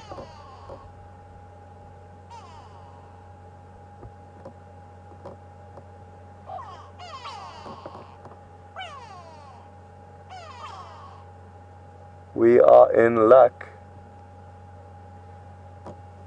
You wouldn't believe it, but I can see a carcass. I'm fairly certain. Whatever must have killed that thing could catch the Inyala as well. And I'm guessing that is what the go-away bird is alarming at. I hope I'm not imagining things. Oh no, I am. I'm dreaming. False alarm, everyone. Huge apologies. I thought I had seen a rib cage sticking out, but it's just some red leaves. Well, that's certainly not the first time it's happened on my guiding career. And the power of the mind, together with the faith in these go-away birds, led me to believe that there was a leopard hiding in that bush. Well, Jamie is ready to have you back on her vehicle and is urgently requesting you join her. So we're not going to keep you from her. Enjoy. We will see you a bit later.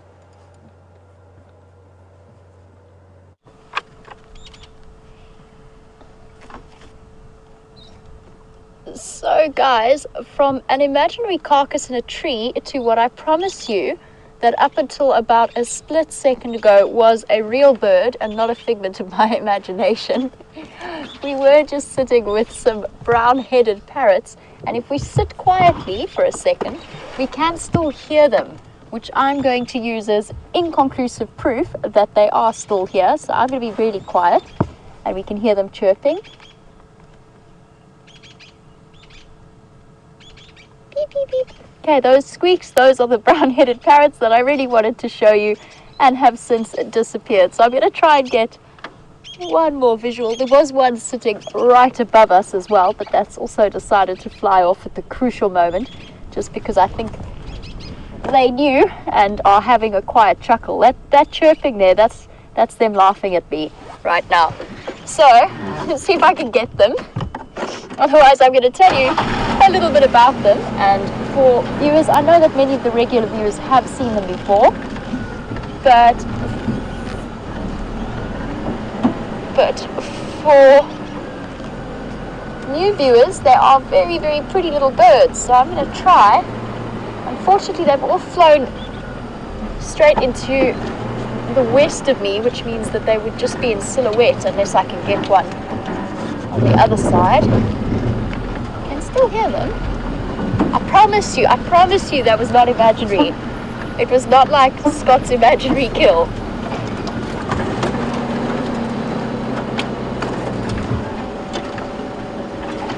Okay.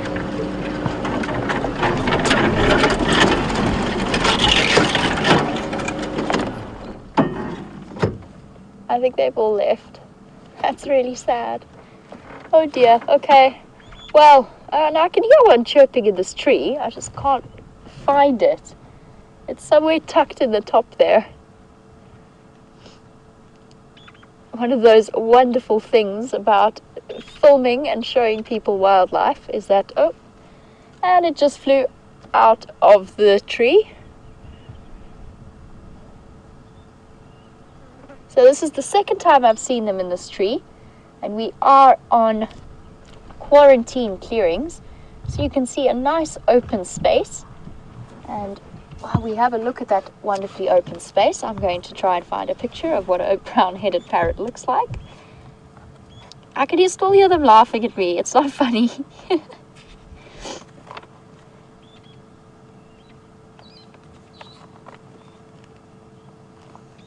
is a little bit funny though. So they are really beautiful, stunning birds. Bright, bright, bright green. With that, obviously with a brown head, hence the name brown-headed parrots. And there you can see, now you find them they are one of the most common parrot species in this area. You do get a little bit right far north in Kruger, you might encounter a grey-headed parrot, and a little bit to the west of us. Oh, we've got at least some bird life. So we've got a grey go-away bird having a bit of a dust bath there.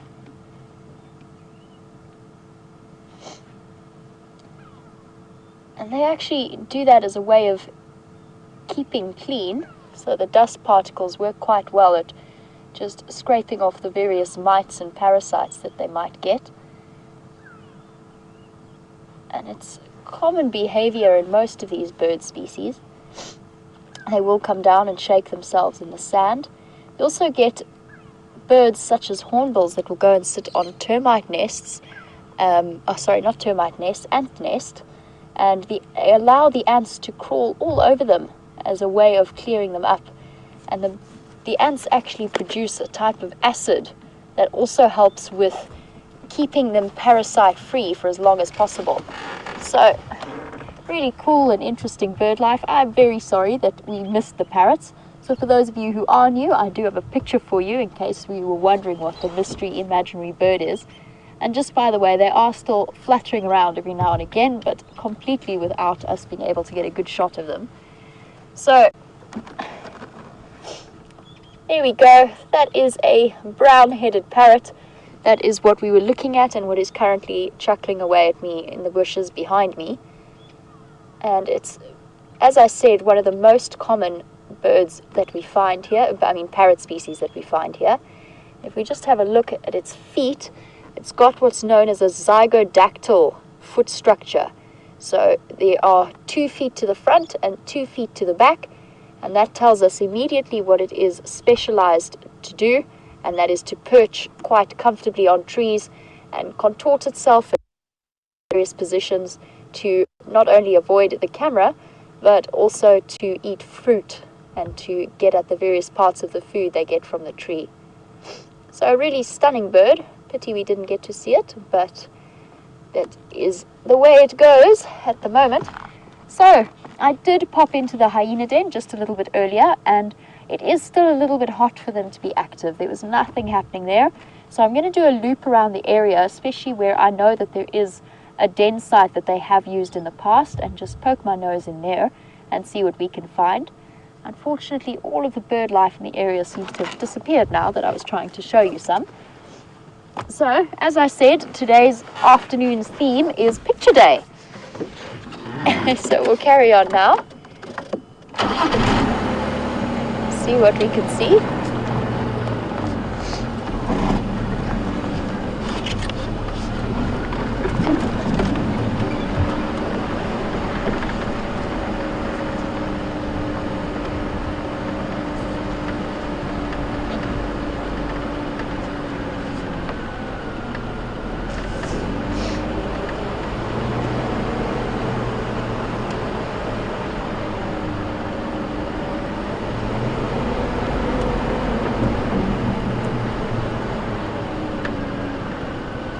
So, as always, the fantastic regular WildEarth viewers have sent me through a bit of an update as to the explanation behind Wendy's name, which is the other vehicle, the vehicle that Scott is on.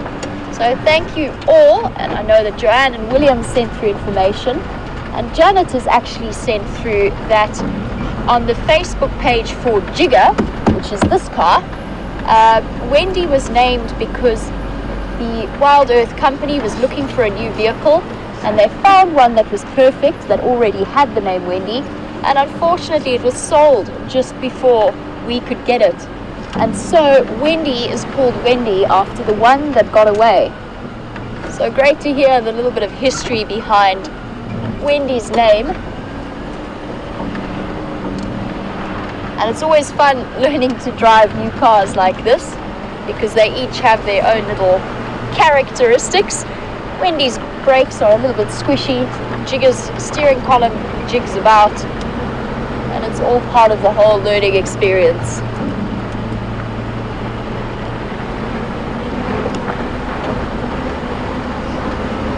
And even on the quietest afternoons, the scenery here is still breathtaking.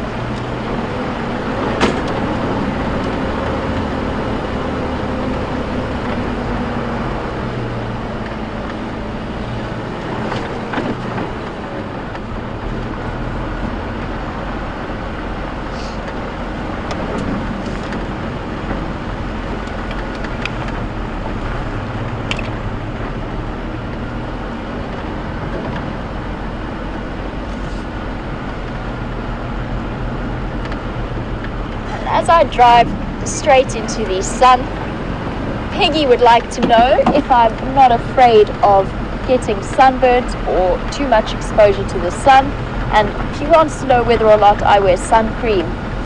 And I will tell you that my mom asks me that question on a pretty much day-to-day basis, and I do wear sunscreen, I promise, and I always put on a face cream first thing in the morning that has extra sun cream, just to be a little bit more protective of my skin. I know that I have been exposed to, as a child growing up in South Africa, lots and lots of sun, and with my sort of somewhat Irish, Scottish ancestry somewhere in the background, I do have, believe it or not, I do actually naturally have fairly fair skin, which has led to innumerable freckles around and about. But yes, I do take precautions for the sun. I am fairly used to it. I have built up my layers of tan over the last sort of quarter of a century, so I have been building up my sun protection slowly but surely. But definitely something that everybody needs to be aware about, especially in the southern hemisphere when the sun is actually at its closest to us, because as I'm sure many of you know, the earth doesn't move in a perfectly circular orbit. We have some warthog foraging. They are tucked behind a nice row of long grass. So I'll just try and get us a good view. Thank you, Aardvark, well spotted. How's this? Good. Thank you. So yes, Peggy, in answer to your question, I do use sunblock and I do try and wear a hat as often as possible, but it hasn't stopped the wrinkles from coming a little bit sooner than expected. And there we have a little warthog just highlighted in the afternoon sun, and I do really enjoy watching warthogs. They are such characters. And from what I can see, this is a fairly young one. It doesn't have a massive set of tusks, and it's still got those white whiskers growing out to the side.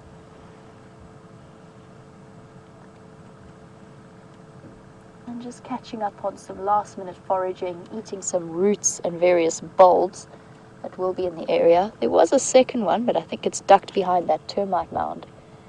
And there's a good chance that these guys are living in the termite mound that is off to the left. And he's still watching us quite intently.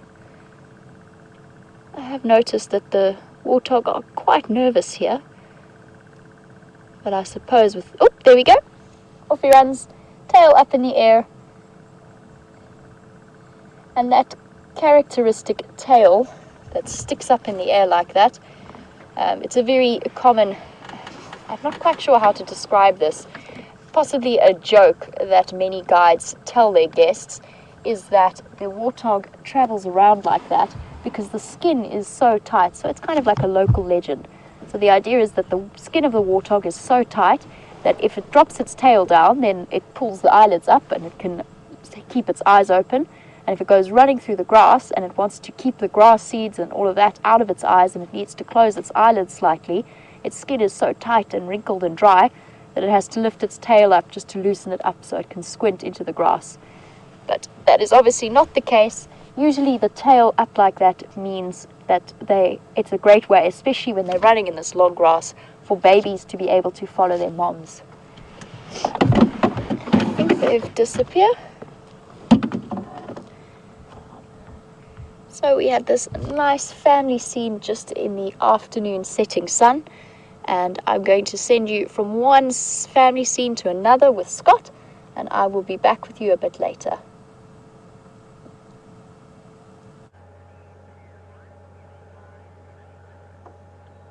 Welcome back, everyone. And this is really a beautiful, beautiful scene. It's not looking too promising for these catfish as the pond is drying up here at Twin Dams. And there was a fish eagle that flew off, keeping an eye on them. It's probably such easy pickings that the fish eagle is just waiting until it can find some more space to jam in more catfish, because I mean, for a fish eagle, that is just too easy. So I'm guessing it's already full-bellied, but if we spend enough time here, we may get lucky and see it swoop down and catch one. That would be incredible.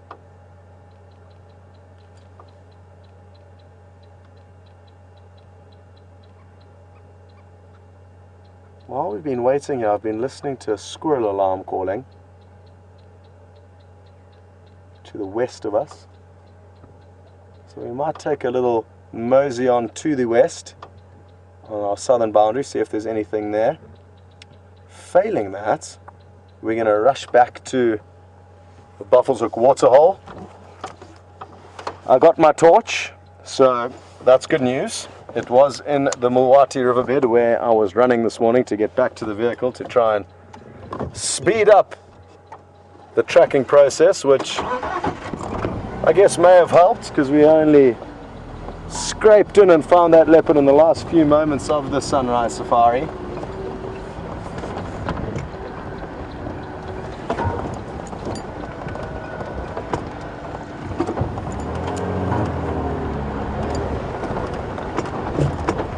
It's cooling down, it's the perfect temperature now. And even while we were parked there, it was a little bit warm. But now that we've got the wind blowing over our faces, it's a lot more enjoyable. It will continue to get considerably colder as the evening progresses.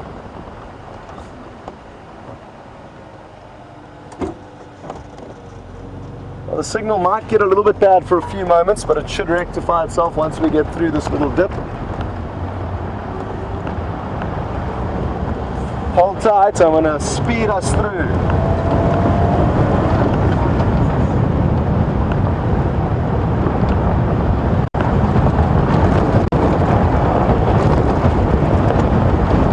Are you still there? I hope so.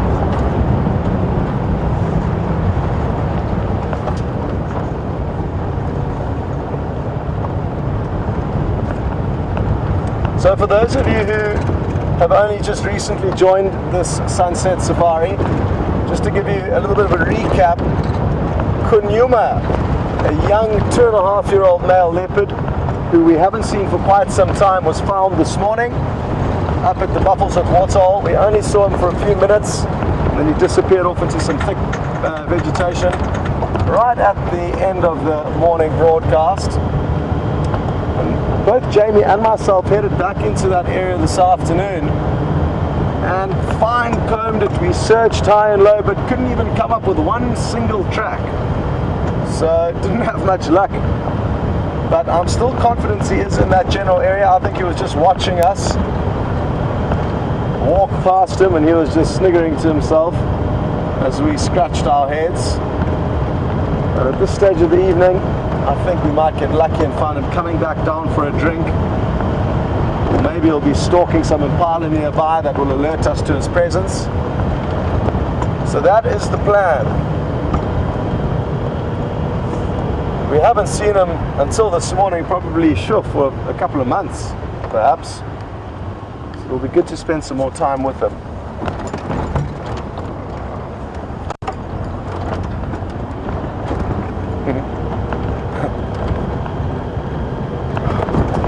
Well, I really love the way we can interact with one another now. Jennifer's just sent through a comment saying that because I was seeing carcasses earlier when I thought I'd found a leopard kill, maybe it's because I don't have enough meat in my diet, and I wish that was, well, I don't wish that was the case, but I can assure you that is not the case. We eat very well out here, and South Africans are a meat-eating society. We really enjoy. So it's not that, Jennifer, it's merely my easy ability to become excited. And in a scenario like that, the go-away birds plus just a few glimmers of red was all I needed to be convinced there was a leopard kill. And I often make these mistakes. My worst one was probably with guests when it was early on in my career, but it could happen to you at any stage, I guess. and we had been searching for lions. I think it was the final morning after spending 3 nights here in the Sabi Sands, and we had yet to show them one single lion. And we were on the last morning drive following lion tracks, and I spotted these brown figures walking along the edge of a clearing, quite far away in my defense, but not far enough to confuse a waterbuck with a lion. Anyway, I screamed, "There they are, the lion!" Everyone lifted up their binoculars, including myself, and it was a herd of waterbuck. And my guests, I don't think they've forgiven me to this day for getting them so excited about the wrong animal, and we didn't end up finding lion for them. It can go like that. But statistically, your chances of seeing the big five when you are in the Sabi Sands is higher than many, many reserves.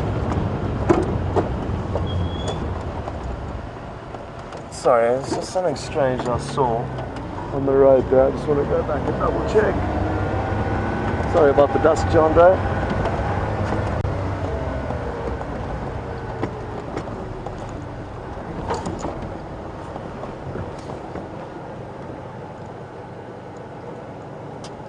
It's this big smooth track on the right of the road.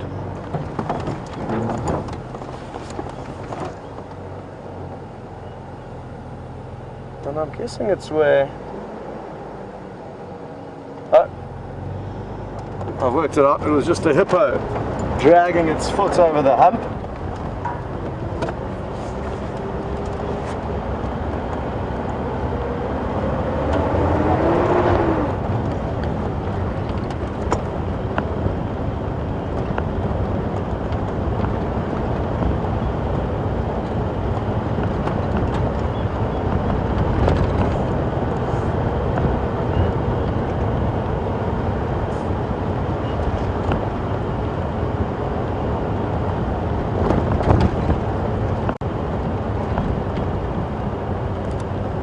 Now, a lot of you, I'm sure, are concerned for those catfish's well-being, as the future isn't looking too bright for them.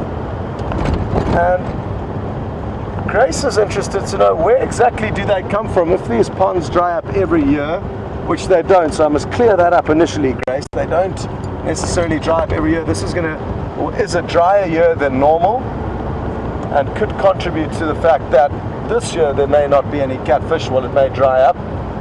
And they're transported by the various networks of rivers. When there are rains during our rainy season, it can be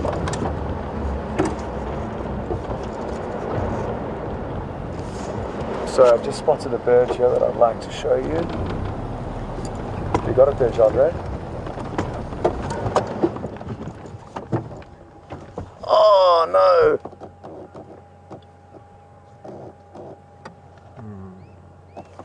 I think it was a little sparrowhawk, bird we don't see very often. And I couldn't be certain, I didn't even get a chance to get my binoculars up to it, and it's gone now.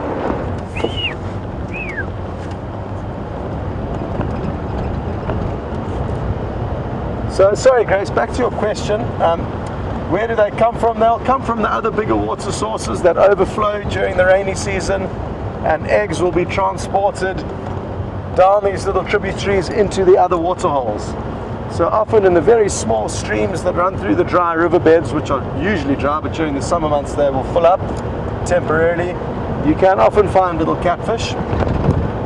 And Anne would like to know, how far can they move overland to other water sources? They do have the ability to stay alive for, I think it's over 12 hours out of water.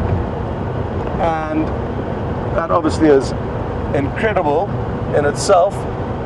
So they can slither themselves from one drying water source to another, but in their case it's going to be kilometers before they find a decent place to find a new home, so it's not likely that they would make it to be able to slither and squirm that far.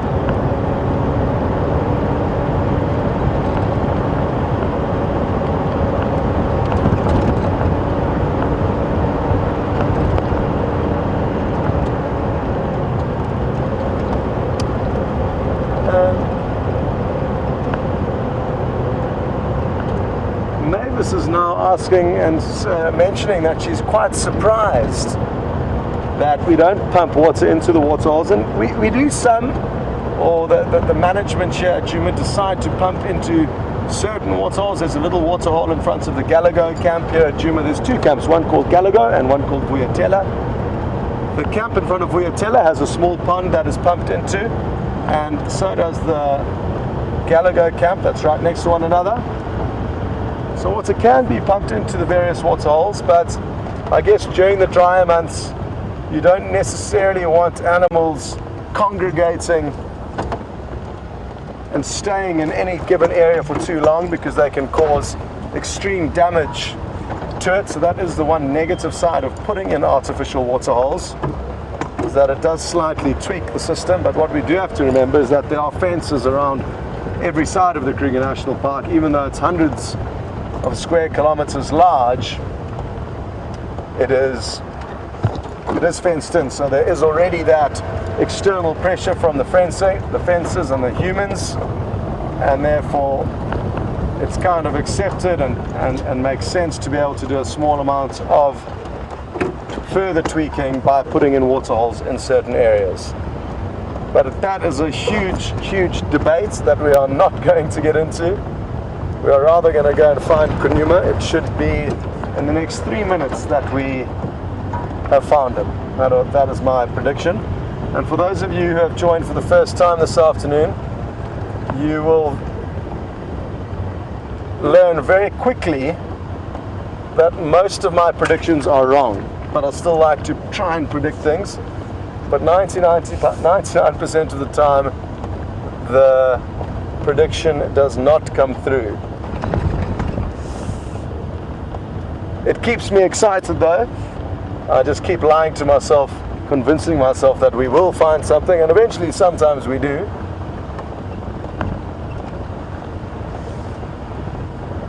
Oh, it is definitely leopard o'clock. I can feel it in me. Where are you hiding? Places to look now while we creep along here. Up on termite mounds, in the trees, wherever you're feeling lucky. And you're not only looking for a spotted cat, you're looking for just a strange shape, the ears, the outlines of the ears, a tail flicking. Any small sign or clue. Not necessarily looking for a big leopard in the middle of the road.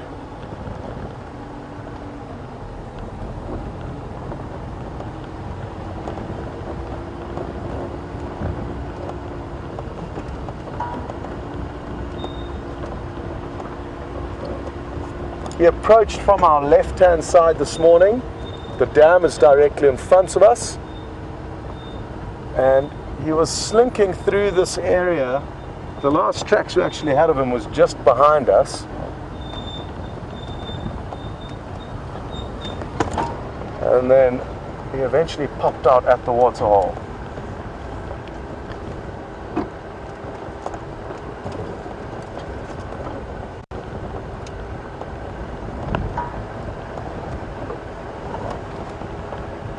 Speaking of tracking, Joyce, good evening.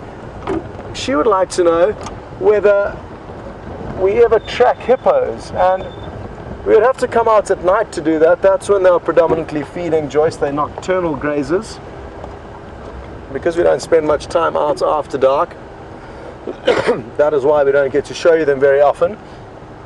Also because we don't have any big enough water holes here on Djuma to sustain hippos during the dry season. During summer we do get to see them, but always in the water, sadly. Oh, I lie, occasionally we've had a few brief glimpses of them out of the water, but probably a handful in all the time that I've been here.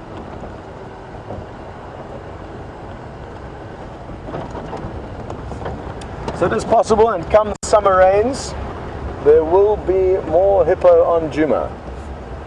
We often only get to show you their ears, nostrils and eyes, as that's all that really protrudes out the water.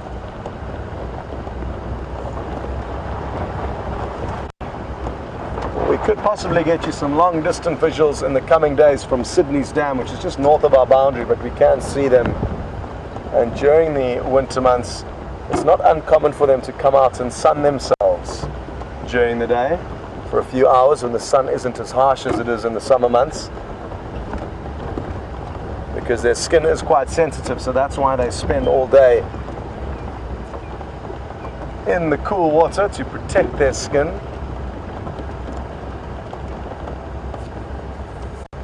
Okay, well, this is the test of time. We are approaching.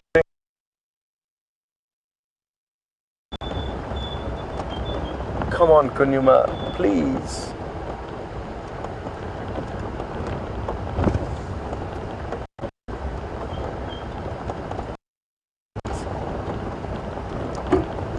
Sorry about the black screen there, I'm not sure what happened.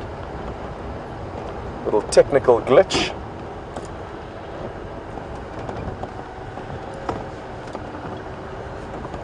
Come on.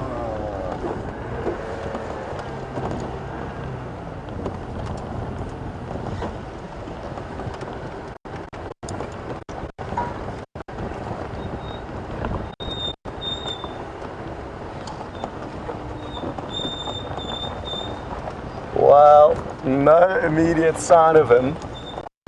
But what Jandre and myself need to do is just stop here and listen for a few moments. Maybe Mother Nature will tell us what is going on, and you might want to enjoy a few beautiful shots of the setting sun once Jandre is leveled off the camera.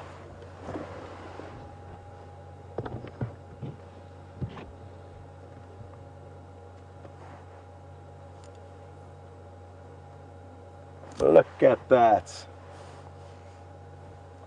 A magical, magical sunsets, and that's the beauty of being out on safari. You don't find the leopards every day and what you may be looking for every day, but the sun sets every evening, and this in itself is an absolute pleasure to share with you. I'm sure a lot of you will be deep into the night or early in the morning or in a rainy place, but at least you get these beautiful images of a setting sun over Africa.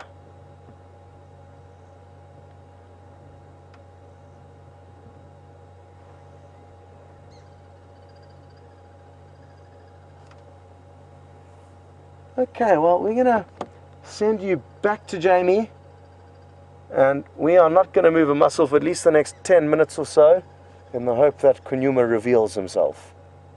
See you later.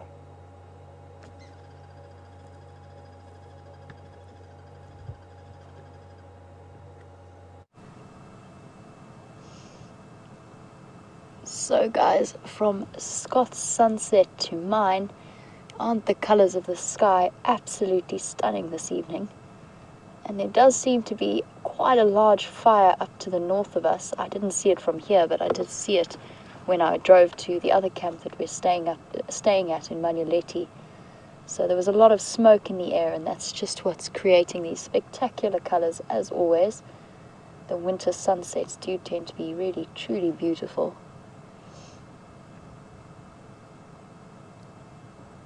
And we're just getting the last few.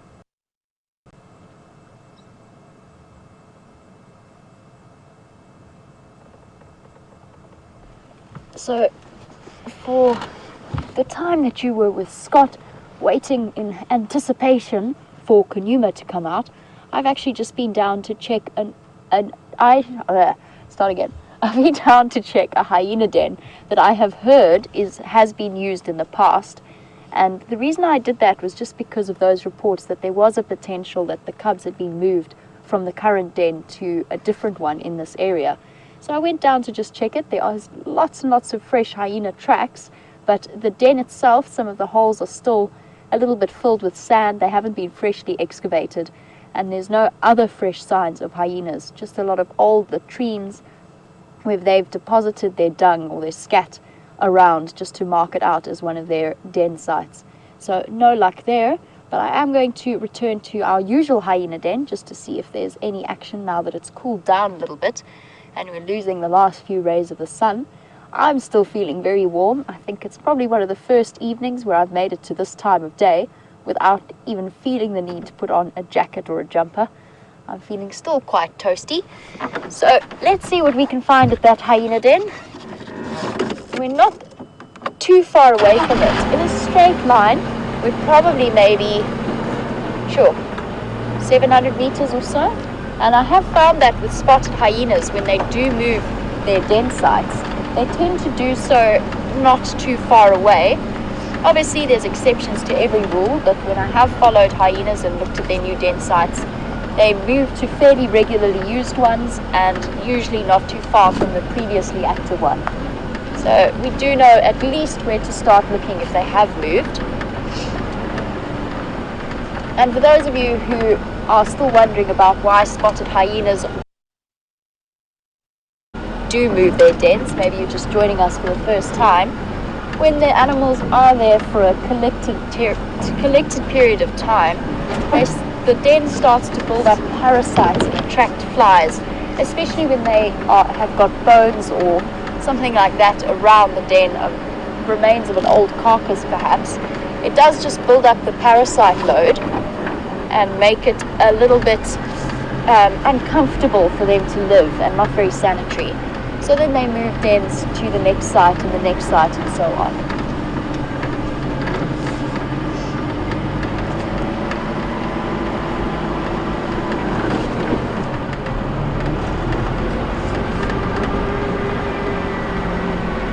I have to actually keep remembering that I'm driving Jigger and not Wendy, and one of them is better to drive in low range than the other.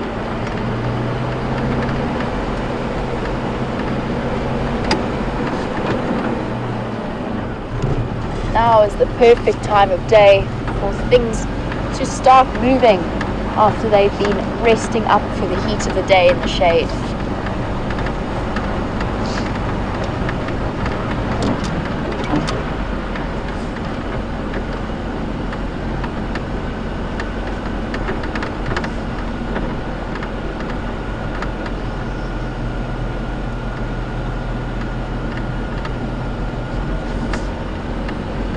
All of the spotted hyena den sites that I have visited, all of them have been in termite mounds, the ones that I've seen, and that is fairly common for spotted hyena.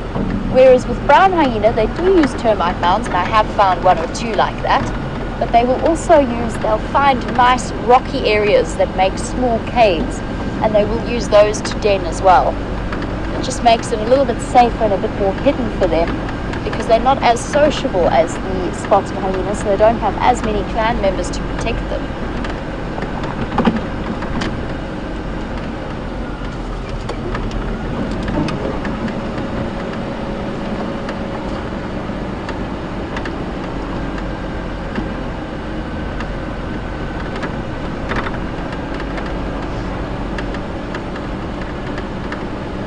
So a little bit earlier on, when we were trying to look at the brown-headed parrot, we were just talking about the fact that they are an indigenous species to the Sabi Sands. We were talking about the other species that we might be seeing just up and around this area.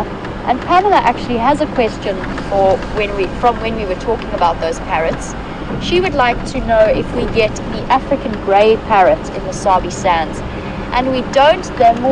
They are indigenous more towards the central jungle areas of Africa. We don't get them in southern Africa.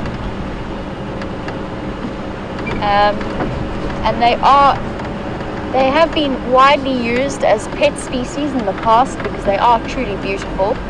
They've got that gorgeous grey colour. And parrots are incredibly intelligent birds, and the African grey can live for a good couple of decades. Just looking at all of these tracks in the road, I think they are all hyena, so they are definitely regularly using this area around the den. But in answer to your question, Pamela, no, not in the Sabi Sands. It's more up towards the central areas of Africa that you find the African grey parrot.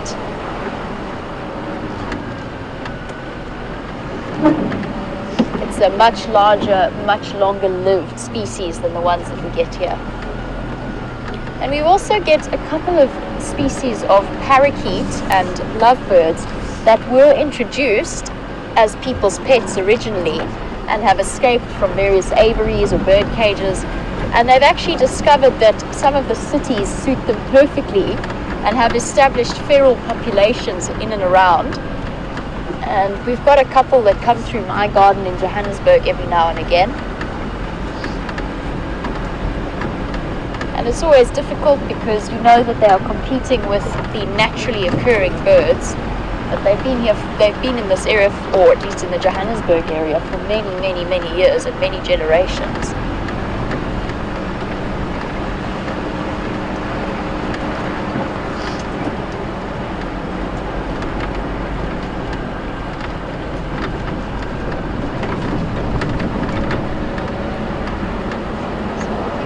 Speed up a bit. I was also keeping an eye out for tracks of shadow in Sindile, but I think they are still across from our boundary where we left them yesterday afternoon. Oh, little steenbokkie. Sorry, gave you a bit of a fright there. Dashing off and just demonstrating that very typical running technique that steenbok do show. So they will dash away from the threat and then immediately stop and rely a little bit on their camouflage to hide them.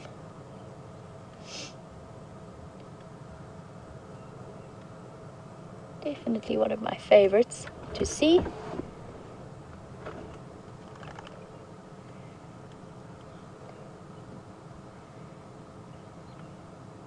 And there you can see, as Andrew zooms out a little bit, that if that steenbok was to stay still, ooh, did you guys hear that bird that was whistling there?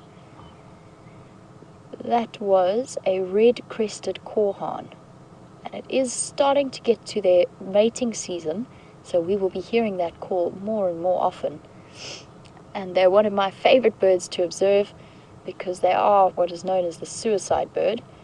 And that's because in their mating display, the female flies up high and then closes its wings and drops towards the ground, the male. And the females, the sort of longer the male falls and the higher he goes, the more attractive they find this particular display of foolishness.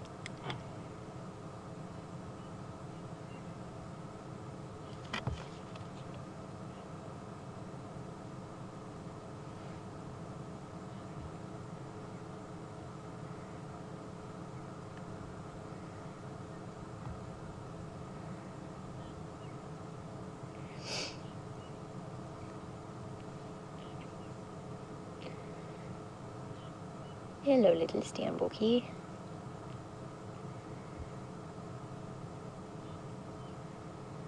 Nice and relaxed. And it very often occurs with antelope that they'll stop and watch you go by. And it's only when you stop and you look at them and you show that your attention is focused on them that they disappeared.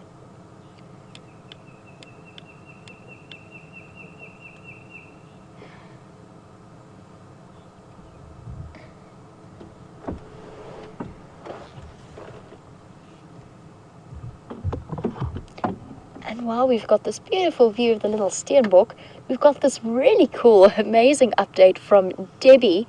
Welcome to the Sunset Safari.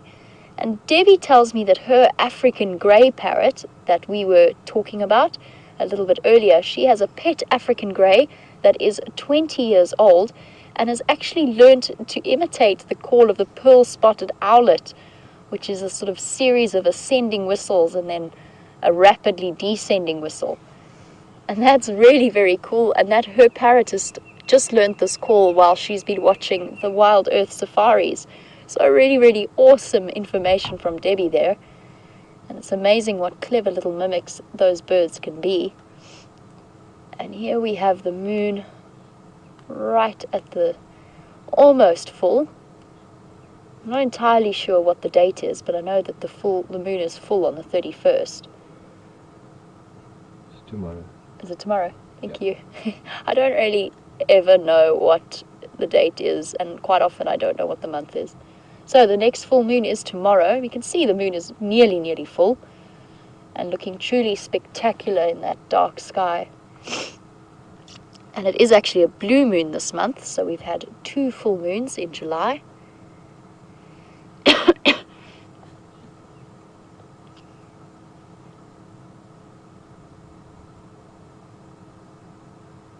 Beautiful. So guys, I'm sure you've been wondering what's been happening with Scott and Kunuma, and I'm sure everybody is very, very keen to find out. So I'm going to take this opportunity just to double check again so that we know for sure what's happening at the hyena den, and I will be back with you guys in just a few moments.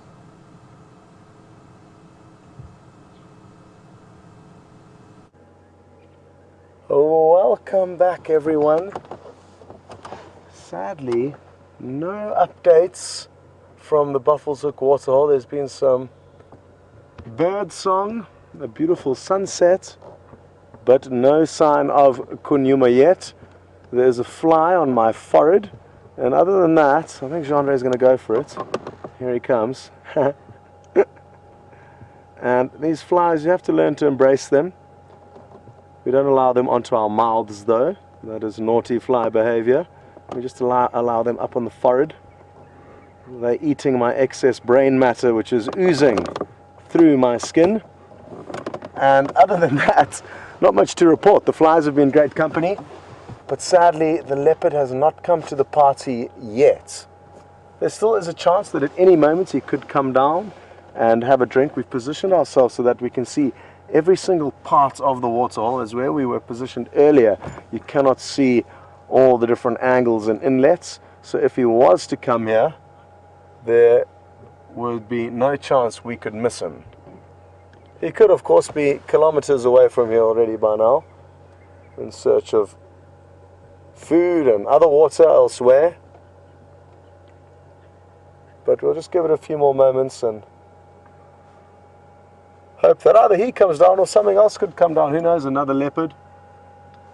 That's where we saw him up in that corner, and he headed away from the waterhole.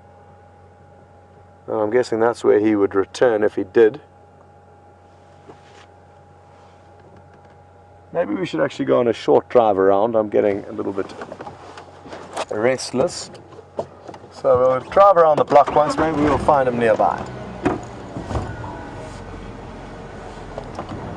Craig, sadly no updates. I've spent the last 10 minutes at Buffelshoek and he hasn't popped out. I'm just going to drive around the block now.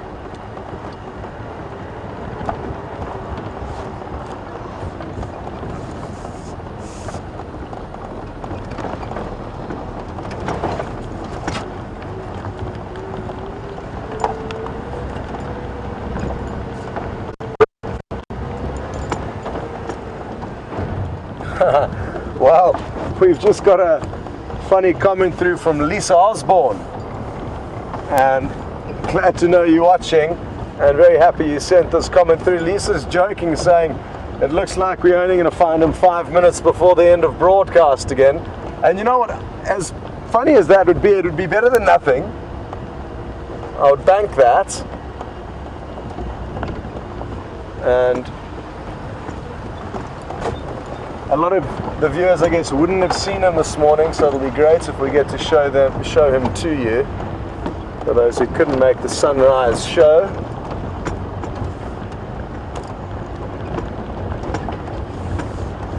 Oh.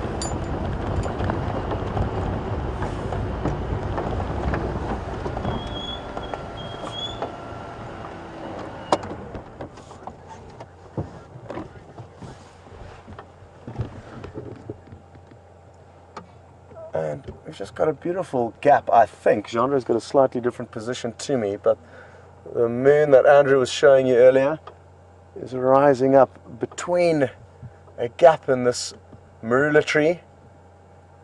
There may be a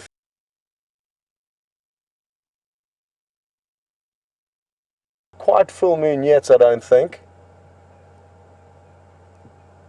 The marula moon. And tomorrow it will be full moon, so that's something to look forward to. One thing that we like to do when the moon is full is go on night drives, and not really looking for anything, because it would be a shame to shine spotlights around and vehicle lights when you can drive just using the light from the moon. It's so bright that it casts shadows from the trees. So maybe after dinner tonight we'll head out on a little full moon or close to full moon Safari.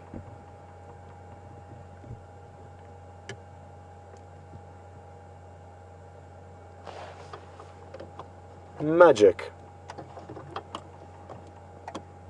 You may be able to faintly hear a woodpecker tapping. We're going to continue now.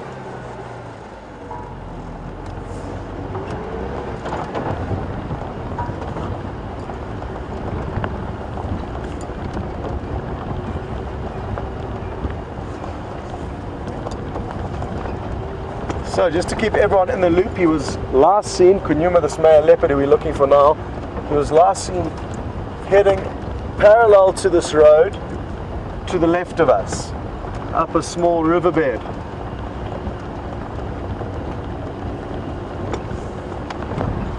So it could be anywhere here. We have fine-combed this area this afternoon, but leopards are incredibly good at hiding from us when they want to. Or even when they don't want to, they just lie there and watch us walk past and don't really realize what we're doing, and they go back to sleep. Which is what could have happened this afternoon. He could well have seen either myself or Jamie. We were both here fine combing, but neither of us came up with one single track, which was a little bit worrying because there are lots of paths and trails that he could have used and would be more likely to use than just missioning through the bush on random paths, which requires more negotiating. What would be nice is if we found him now in a marula tree, lying down, and then we get the moon in the background. How's that for a plan? That's the next plan. So we're going to scrap the drinking plan. That moment has come and gone. It would have been nice, but I think it'll be better to find him in a tree with the moon rising in the background. Come on!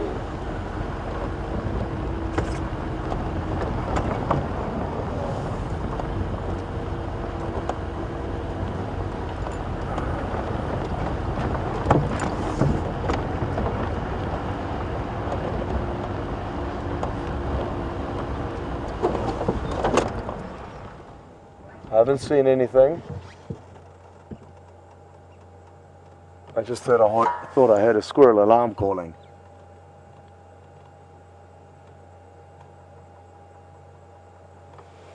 But I didn't. Can you hear Drongo calling off to the side?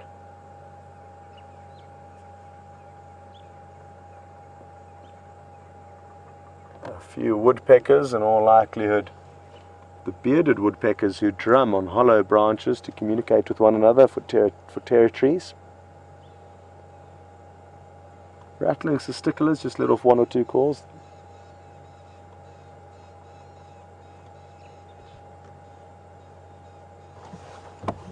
Let's just go and have a look there. Pay tribute to the alarming cisticola. What could they have seen? We will rescue them though from whatever danger is there. It's the same little birds that actually led us to Kunyuma this morning, or helped lead us to him. They let off a few calls just about in here somewhere. And imagine if Kunyuma pops up. I'll be eternally indebted to these little cisticolas.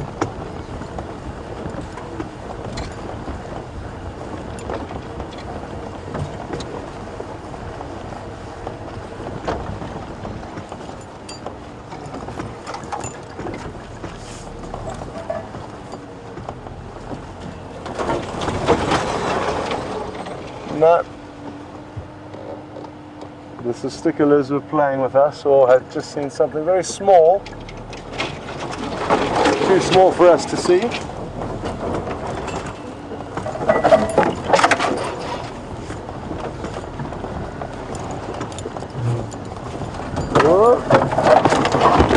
On the back of the head there, you may have seen a refreshing slap from a bush willow. The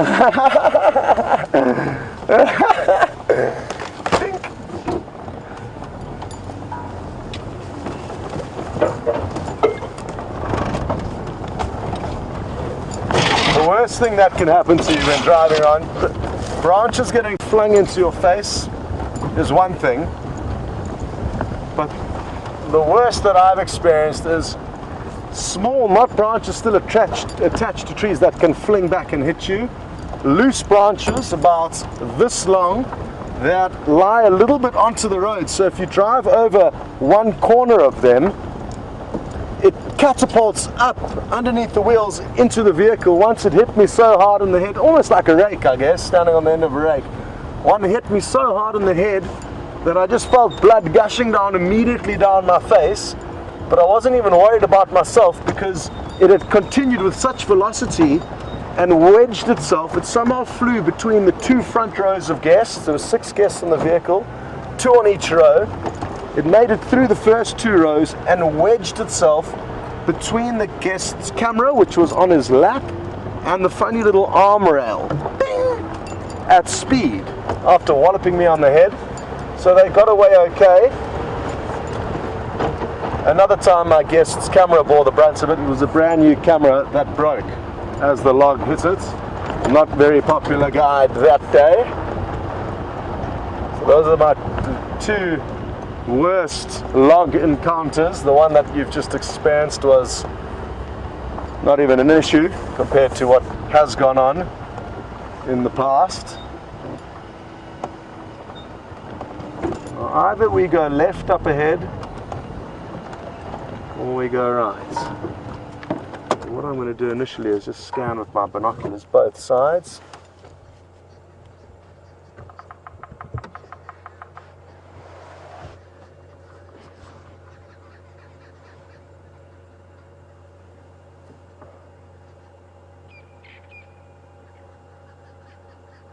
Well, nothing down to the left and also nothing to the right, so I'm not sure where to go. The first person to say left or right on Twitter or email will determine the next leg of this adventure. So send through where you want to go, left or right. We've got a 50-50 chance of finding this leopard either way. And happy to hear that Katrina feels that none of the guides here on Safari Live are quite normal or quite okay upstairs, I guess, and that it is making for pleasant entertainment for you, and very happy to hear that. I must say though that James, I'm sure for a lot of you, will have you in stitches, but we have got him 24 hours a day, and I think we all actually owe him because we laugh so much that it's almost a form of exercise when he's around. He really is a character. And having Jamie on the team as well, it's been great to get to know her. She's got a lot to contribute to the team, so we're all one big happy camp at the moment. And look forward to hopefully inviting and introducing more crew to the team here as the product grows and diversifies.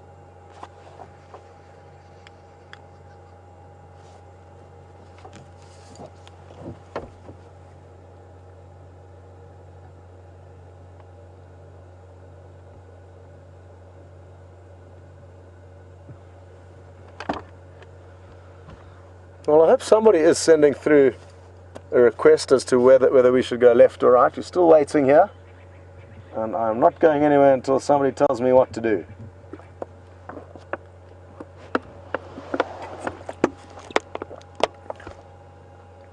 I'm sure there's going to be an overwhelming rush of requests, but sadly we're only going to be able to listen to the first persons. And who will it be? Here they come. Okay. Well, Jill Robertson, well done for pulling the trigger first. And thank you very much for helping me. I was really in a pickle there. And without your help, we would have been stuck here for the rest of the night. But now, we can head back. I believe, Brian, you were also in very close contention to steer us on, and you also said right. So Brian and Jill, you were the first two to send through your requests, and here we go. We've turned right. There we go. Come on, Kunyuma.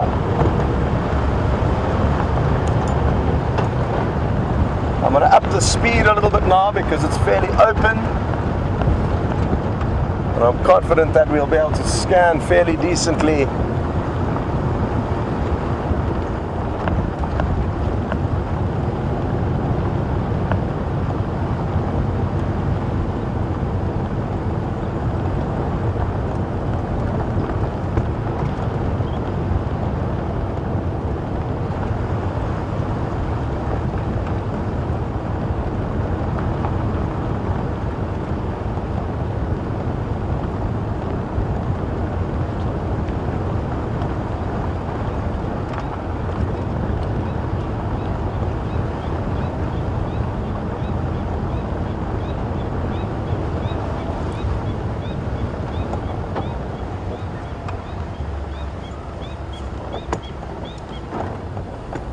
There's a resident Koran that I can hear. It's calling. I wonder if we're going to be able to find it for you. It was calling. Here it goes again.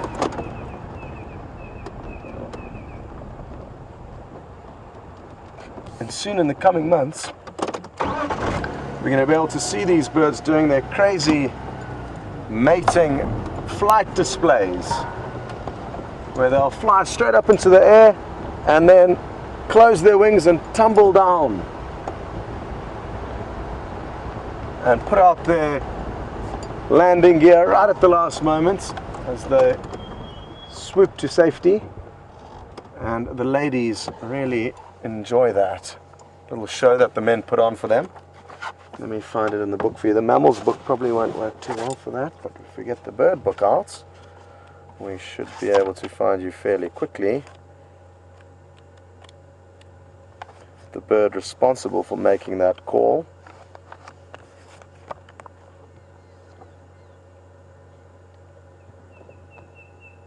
Here it goes again.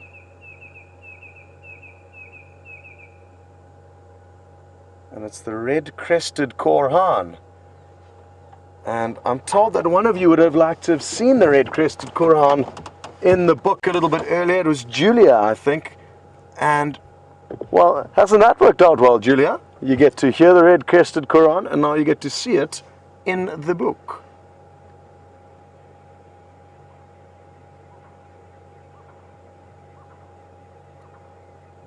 I can hear another one now calling off in the distance. So the males are already beginning to start heating up, trying to get their little territorial patch that they can then try and lure in some females.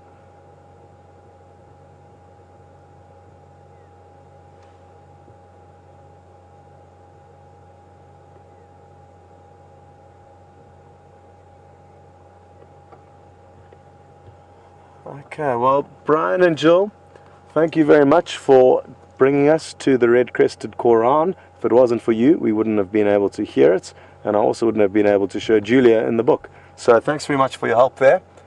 We're going to send you across to Jamie now and continue the never-ending search for the elusive Kunyuma.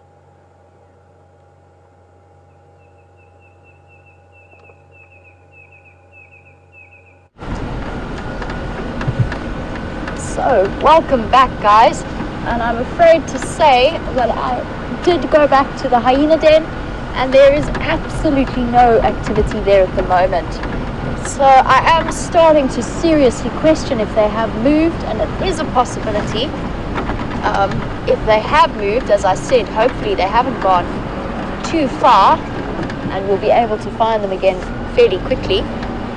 But it could also just be that Mom is fairly far away at a kill that's a couple of kilometers away, and she might be just gone for a while and be back again soon. So at the moment I'm just checking one more time for Shadow and Sindile, just checking along this cut line for tracks. And I know that Scott mentioned to me that he had a theory about Karula, that she was going to start pushing back to the western part of her territory, just because Shadow has been spending so much time there. And she just might want to re-establish and remind her daughter that she is the boss. just at that time of day. I put my jumper on because I was feeling really cold, because I was driving a little bit faster than this. And now I regret that decision. I can't believe how warm today has been. It's so exciting. And it's just at that time of day where with the spotlight doesn't quite help you out. It's right at that turning point. So right now I'm on the southern boundary, just having a look around for whatever we can see, especially since Shadow and Sandile love this area so much. And it has been very, very quiet on the radio today.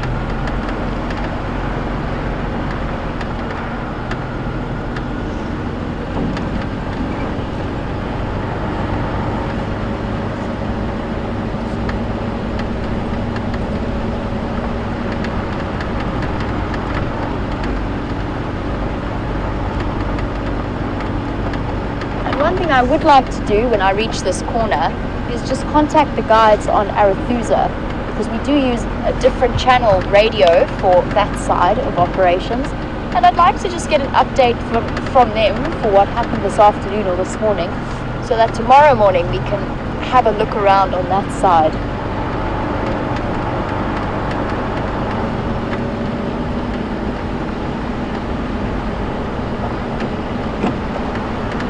Going to switch radio channels,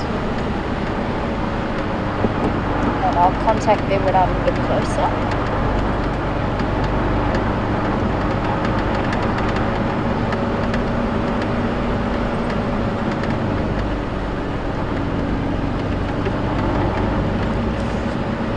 And it's amazing the temperature difference from the low level that I came out onto this road in, which was much, much cooler. And we just went through such a raise in temperature as we went up this hill. And obviously that's because cold air is more dense and it sinks and hot air rises, as with any kind of situation. Which means that first thing on those chilly, chilly winter mornings, you really, really don't want to be driving through a dip. Put on my hat, I no longer need it.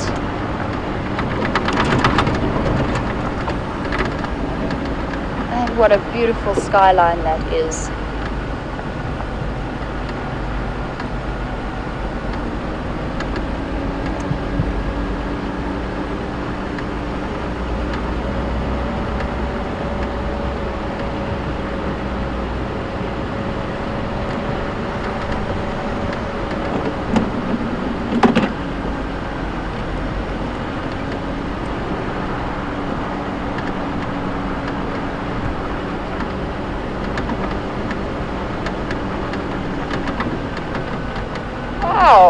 So a little bit earlier we were looking at the full moon that is coming soon, which will be tomorrow, and Janet tells me that it is the last blue moon. So when there are 2 full moons in a month, it'll be the last full moon until 2018. So thanks for that, Janet. That's definitely special, and I'm very glad that I'm working and living in an environment. Oh, there's my turn. Sorry, I nearly missed it. I was so busy talking. Really cool that I'm going to get to be able to see it, unless by some very strange cold front pushes in and puts clouds over it. But I'm sure it's not going to happen. I think it's going to stay nice and clear like this, and we'll be able to see the last blue moon for the next 3 years. And I'm sure most of you will be joining us for that as well, and we'll definitely be showing you a beautiful shot of tomorrow's full moon.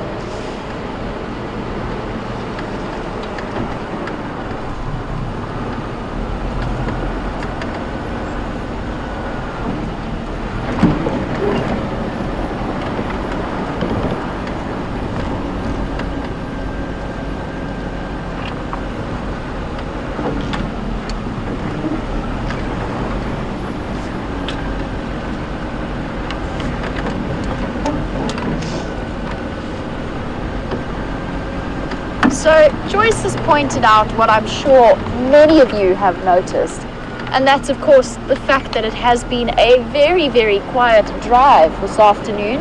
on the Sunset Safari, and Joyce would like to know if there's any reason that I think this might be the case. And the answer to that question is I don't think that there's any particular reason. I think that the heat might have kept the animals hiding in the shade quite a bit more, so that could be one possible factor. And the lions, sort of the really big hairies and scaries, the lions are all off Djuma, and Kunuma was not making himself known to us. And as for the rest of it, there were not many guides operating on Djuma this afternoon. They were in Buffelshoek with the Birmingham boys, so they haven't been around to check all of the roads. And obviously, statistically, the more people you have around and about, the more likely you are to find tracks. So unfortunately today, Scott and I just didn't find that many tracks that were worth following up on. I did see some old leopard tracks, but nothing fresh. And I'm certain that the individual that left those tracks will have moved out of the area by now. So just a matter of the animals moving out and about and around.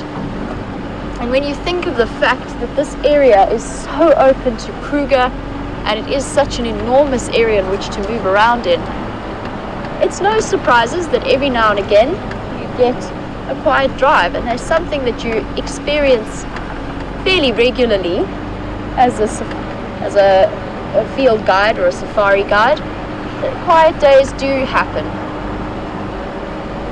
And the awesome thing about quiet days is that it makes you appreciate the action all that much more.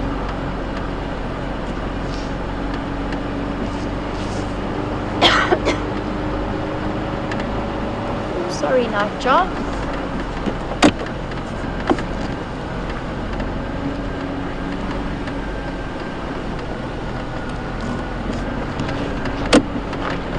Just had a little nightjar in the road that I didn't want to drive over.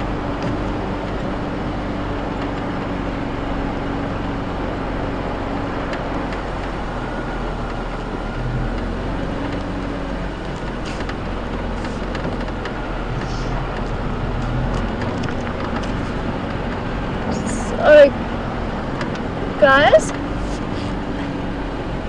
I am definitely very, very excited about this full moon.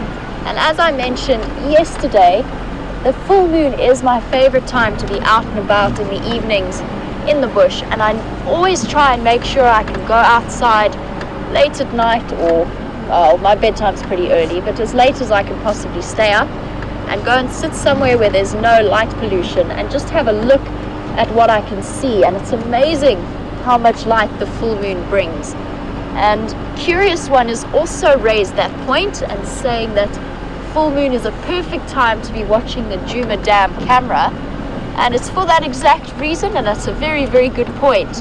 So for those of you who are joining us for the first time and might be new to this whole experience, once this live safari is over, I would definitely suggest that you go and visit the website and look for the Djuma webcam that is up 24 hours at the waterhole. And especially tonight and tomorrow night, you're going to be able to see all kinds of amazing things coming through.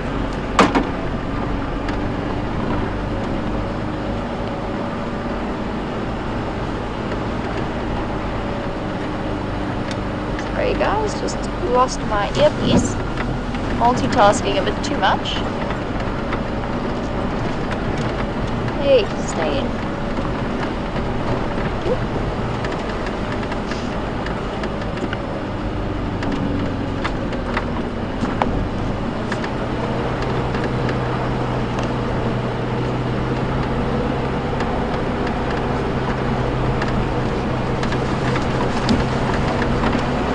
And all that talk about pangolins earlier has made me desperate to find one for you guys.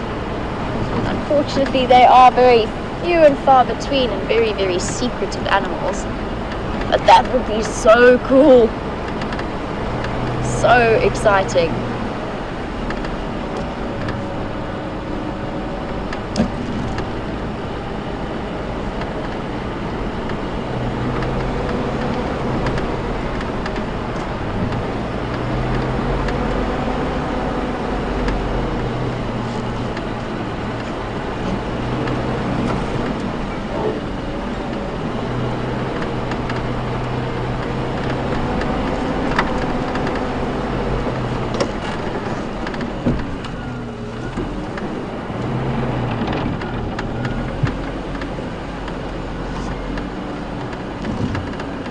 thought I saw something reflecting off the layer, but I think I might have been mistaken. No, I think it is my imagination. Something similar to what happened to Scott and his imaginary leopard carcass up in a tree. It's amazing how your brain can start to see things when you are looking for something specific. And I know that I always tell the guests that I'm with when I'm taking them out on drive, never to look for a specific animal. So always make sure that you keep your mind open to just looking, rather than say looking for just the leopards or just the lions, because your brain starts to fill in the dots and you start making out every log to be that particular animal. And I found that 99% of the time, if you are saying I think about, if you're saying I think I saw something, you aren't really. And if you know, your brain will tell you almost immediately that you definitely saw something, if that makes sense. So you've got to trust in your brain to really know the difference. I just want to hop on the radio quickly. I am picking up the Arethusa channel, and I did hear some communication from them.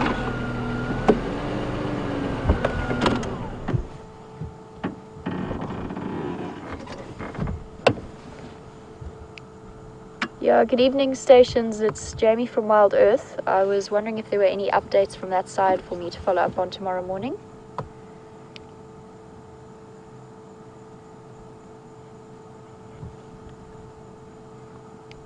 Standing by.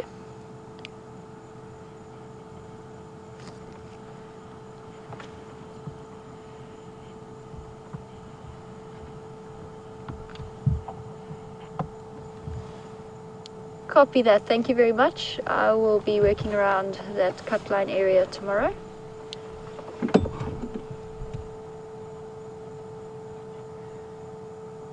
Okay, I'm a little bit far from Arethusa, so the comms are not startlingly brilliant.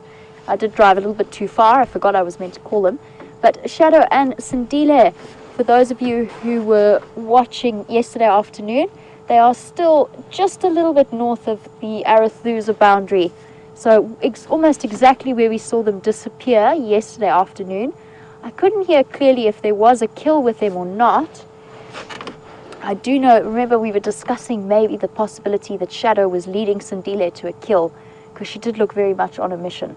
So she's still very, very close to that area we saw her disappear in, and we'll definitely be starting there tomorrow for the sunrise safari. But now we've got some nighttime critters to find.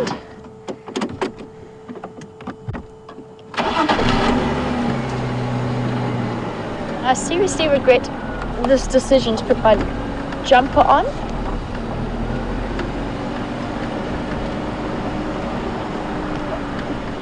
So guys, as Joyce pointed out, and I'm sure you've realized, it has been a really quiet afternoon, but in terms of the day, it's actually been really, really exciting. So seeing Kunuma for me for the very first time working at Djuma was a real excitement, and it's made all the more exciting because Scott and I were tracking him from first thing this morning, and then we did actually manage to find him. So quite an exciting day from that perspective, and I do hope he makes an appearance again, because I've heard so many stories. Definitely.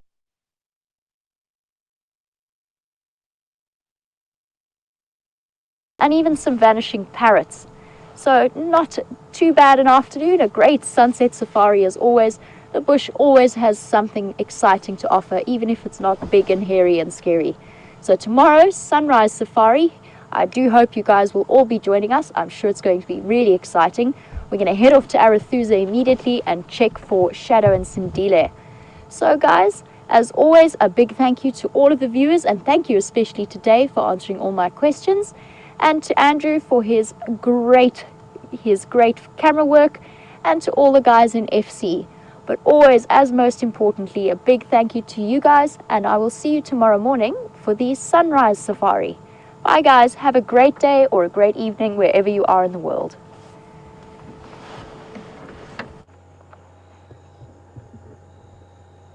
Welcome back everyone, and what a magical evening it is here. Got the full moon, well, nearly full moon rising up in the east behind us, and well, it's been an entertaining afternoon. We haven't necessarily found what we set out to look for, but we did find a few other interesting animals along the way. I guess some of the highlights for me was actually the birds that we got to see. The sighting that we had of those 2 Bateleur eagles in the perfect sunshine close up was a great view, and Gendre's best view he's had so far. So happy that we got to do that, as well as also share some new birds with a lot of you, the common scimitar, the southern black tits. So we got a few new birds identified, and it'll guess it's always something progressing, and we will always be catering for the new viewers, and a lot of the old viewers will, like most safari goers, understand that you've got to start somewhere. So happy to know that a lot of you are taking up these bird lists and getting them going, and it's a big pleasure to have you all on board with us every day. And if it is the first time that you've joined, I hope you've enjoyed it. It's worth tuning in again, because it is really wonderful when we do find some of the big cats or high profile animals, which we didn't get this afternoon, but you did still get to see some good fun on safari. A big thanks for following us, and a big thanks to Gendre on camera, as well as to Nikki and Louise in the final control room. We're going to leave you for the last minute just to examine the moon and enjoy whatever sounds we may hear. We'll see you all on the next safari. Oh, I forgot to say Brent's back. How could I have forgotten? So good to have Brent back in camp, and he'll probably be out on drive at some stage tomorrow, and I'm sure a lot of you are going to be happy to see his face again. He's had a good trip up in Zambia that he'll tell you all about. Anyway, enjoy the moon and look forward to seeing Brent on the next drive.